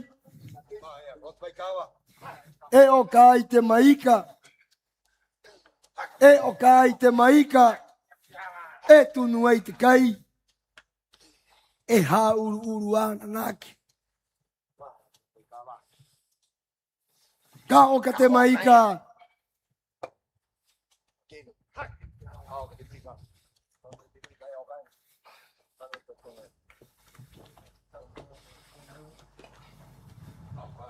Ka noho kōrua ka uki. Hewa ai hei he nua. He to o mai ki ro te koro. E haka tanu i rā ua. Mo keri te awa. Mo ai te hanau mo moko. Ki roto mo tao. Kai. Au e kōrua e te hanau e pe.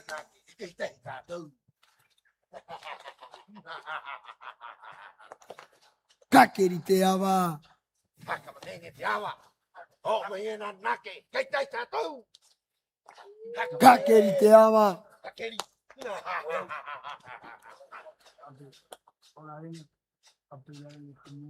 Ka keri.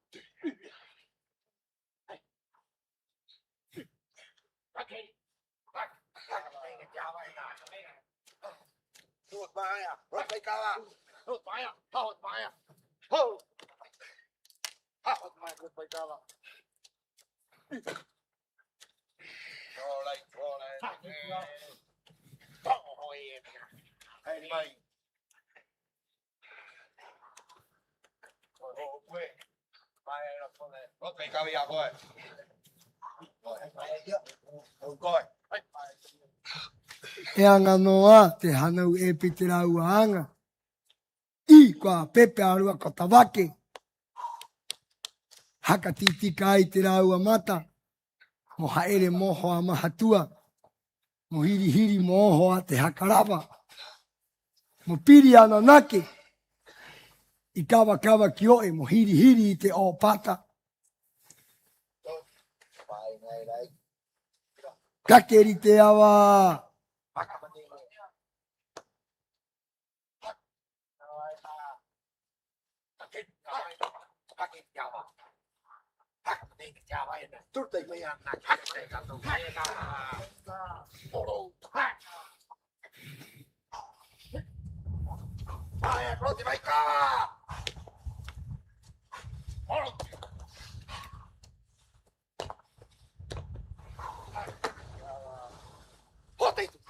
Kawa. Roteawa, kakeri.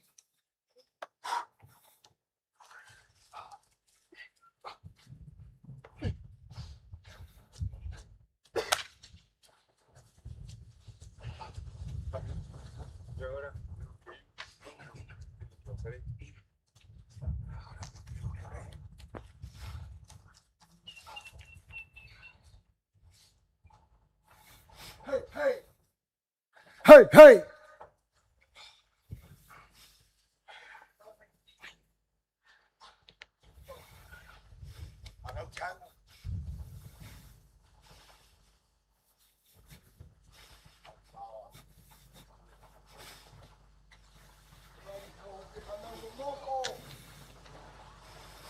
He wari heo te hana umamoko. He wari heo te hana umamoko a te titi o te opata. A titi o wahatua. A titi o te hakarawa. Ka tu uroki kawa ki hoe. He hiri te opata.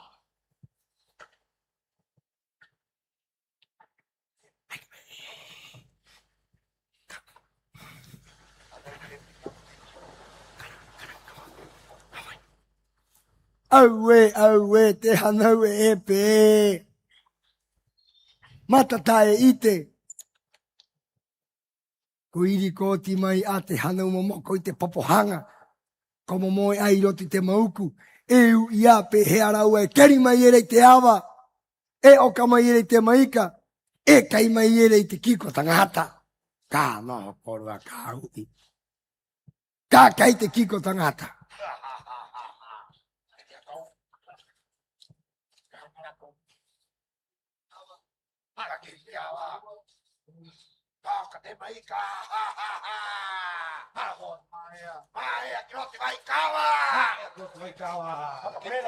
Pira maua.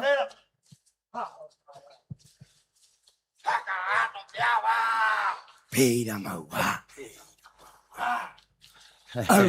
Aue, o tu korua. Aku kope pua era. Kai o tu tarina ene. Kiri ai te ora mutato mutao.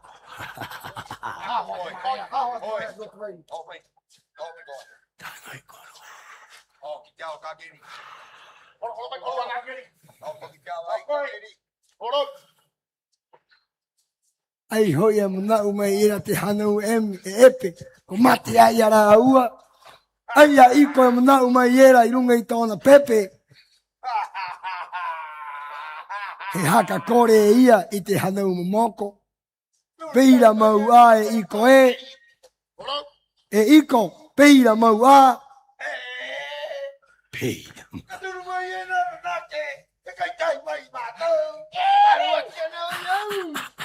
Matata e angi. Kakeri te awa, kaka manenge. Kakuriaria tuena. Kaitai o tātou. Te awa. Kaka manenge, kaka parera. Ira toi. Horo. Kaka i te kiko.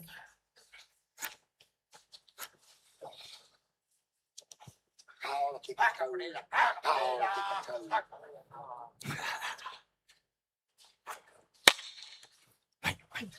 Honey.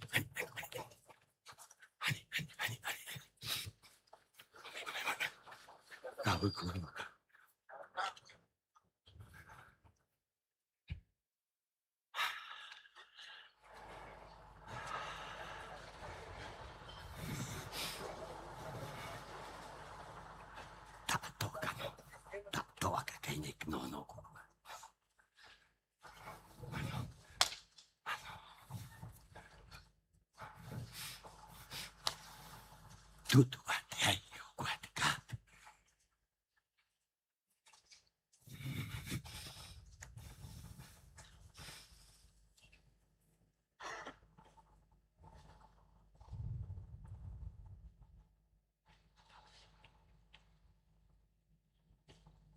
Hey.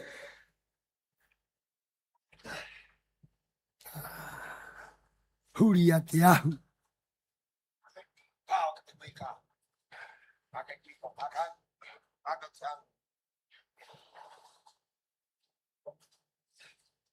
I te hana umomoko. I te hana umomoko ko pipiko ai roti te mauku. Te hana ue epe. E anga ai te rā ua anga tae tano ki te hana umomoko. Ko keria te awa. Ko kei ai te kiko tangata. Ko tiange ia i te ngā poki au pepe.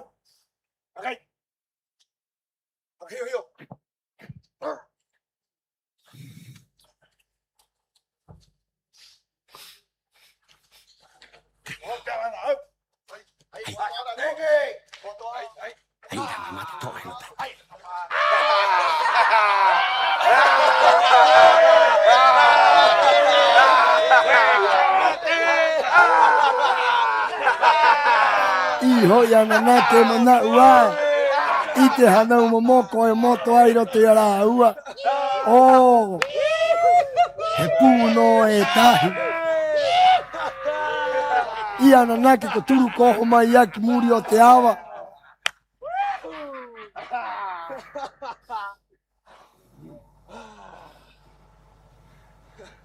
Ua.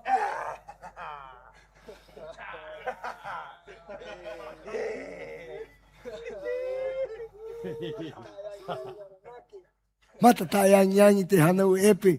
I e te aito hakahu ai te awa.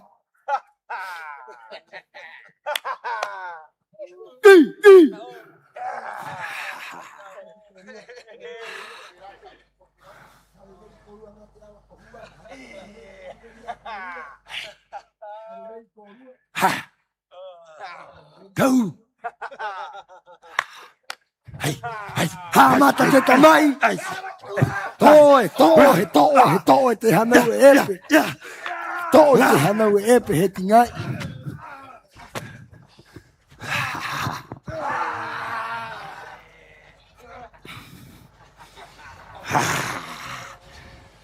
He ara te mata o iko. He tikea. I o ara ua he otu.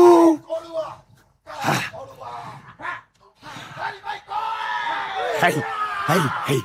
Atongkori. Ya, aneh.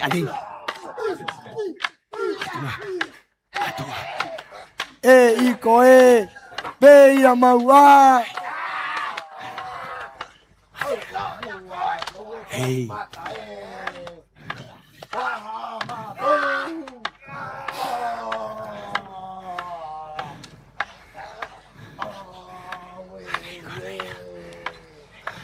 Katingal kopi. Hei, tu te vai. Koi tu I oena. Ane kuru ya. Iko ka ara koe. Koe no tu ai toena. Come Karu. Haktotori.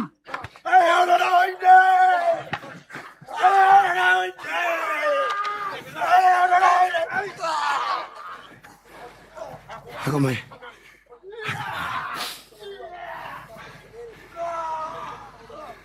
Ahero tunga tu toru io e te terera. Hei. Oro lo inet me toe. Hei te tere iranga. Heranga manu te tere hai. Ko orua tu ai toena. Hai! Kamoko! Vai kokera kuitone! Ina. Katere. Ina e kowara. Ina e kowara. Hakare. Maaku tione.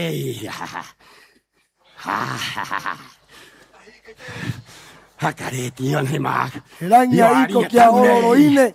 Herere mea ororoine ki te tamai. Heti kea ko tinga ia iko. Herere I te awa.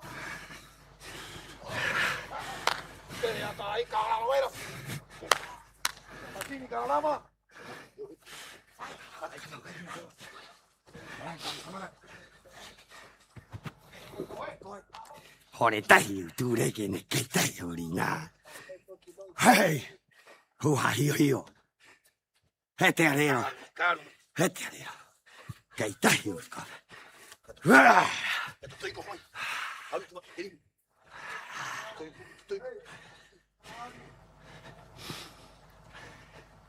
Ora no, Kadia. Ya. Kakari. Me queda mate. Ahio ruine yo hoi. Kakimi koruit manuera.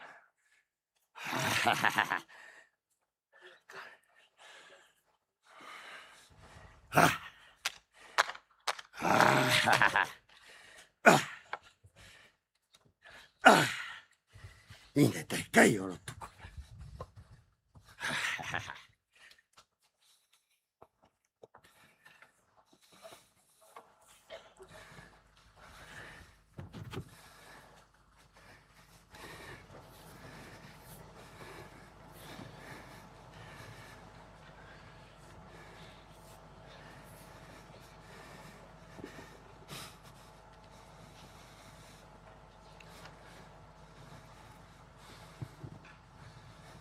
Ororoine. Hey, hey. Ororoine. Hora nei kora hora era karerera ororoine. I te awa. Mo te tere, mo tere. Mai te hana umomoko.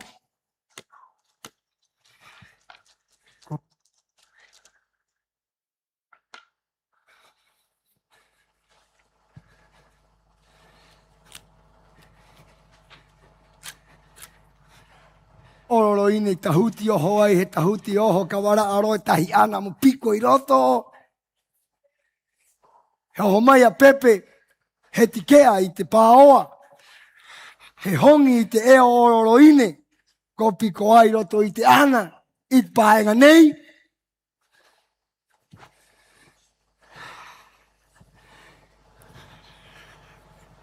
He tō mai ki haho. Tō mai ki haho kati ka me. Orou ka tō mai ki haho. Tō mai ki haho. Orou.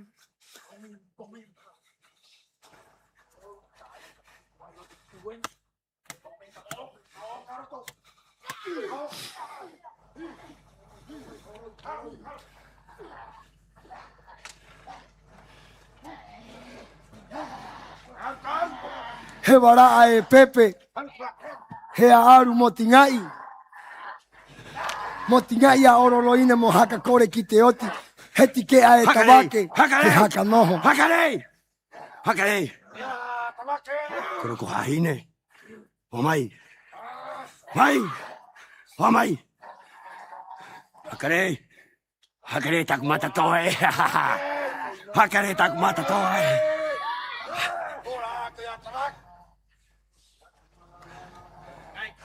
Te vi era panui e! Ko mai koe! Vio tana momoko. I te marama o tawake. E ure hoia koe Ko mai. Maroa. He hakarea tawake a ororoine mo ora. Hakatopa. Ka aru kope nei. Hapam kenu au. Hakoa te taitau. Vio tana momoko. Au e ororoine em hakarahi a koutu mata. Ine tai kope mo hakapaut kope nei.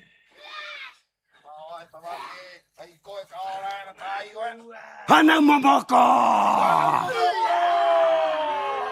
Pe ira te amu lea ororoine. He haka topa te manau o tawake. He haka re mo ora. Moreka o te tahitau. Ko mao a te amu o heremeta. Maururu!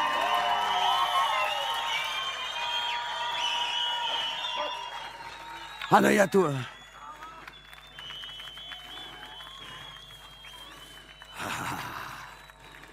Marom.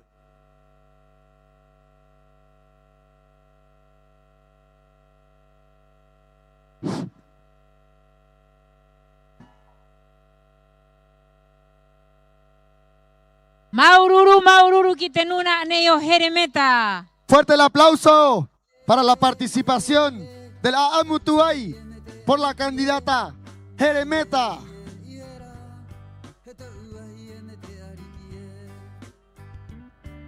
Esta noche queremos darle las gracias a los 24 auspiciadores que esta Tapati Rapanui 2026 nos apoyan. Gracias a cada uno de ellos por ser parte de esta fiesta, de esta Tapati Rapanui en su versión 2026. Así es. Y lo prometido. Así es, la gran sorpresa nos tenías La con el alma en Comisión uno. Cómputos Tapati Rapanui 2026 nos han entregado resultados parciales hasta el día 5 de febrero del año en curso. Tenemos 60.200 puntos para la UCA. ¡Heilani! Fuerte el aplauso, familia. Y con 67.600 puntos, Jeremeta. Estos son los puntajes parciales hasta el día de ayer. Hasta el día de ayer. Y los dejamos cordialmente invitados para mañana a las 10 de la mañana en Jarepeutupuna. Competencia, confección de trajes típicos de plumas, majute y fibra de plátano para adulto. Taray tajonga, tallado de tajonga adulto. Y competencia de caicay para niños. Así es. Estas competencias se van a llevar a cabo desde las 10 de la mañana en el Jarepeutupuna. Tenemos también mañana en Hangari Orío a las 1 de la tarde la competencia de Hakangaru, deslizamiento sobre las olas con flotador de totora. Luego de esta competencia, en el mismo sitio, Hangari Orío, tendremos la competencia de Hakahonu, deslizamiento sobre las olas imitando a las tortugas. Y en Hangabarebare los esperamos a las 21 horas. Tenemos Coro Haka Opo, competencia de cantos. Así es, y para cerrar la noche, el día de mañana, tenemos la competencia de Coro Haka Opo. No se lo pierdan. Y agradecemos vuestra presencia en esta noche maravillosa y esperamos que tengan un excelente retorno a sus hogares. Atapoko rua maururo terao mai temhane kuangarina hokorua mai mohau mai teanga ot ngau kanehne erua heilani ararua Jeremeta atapoko rua taatoa. Muchas gracias por su participación esta noche. Que tengan un hermoso retorno a casa. Nos vemos mañana. Yorana.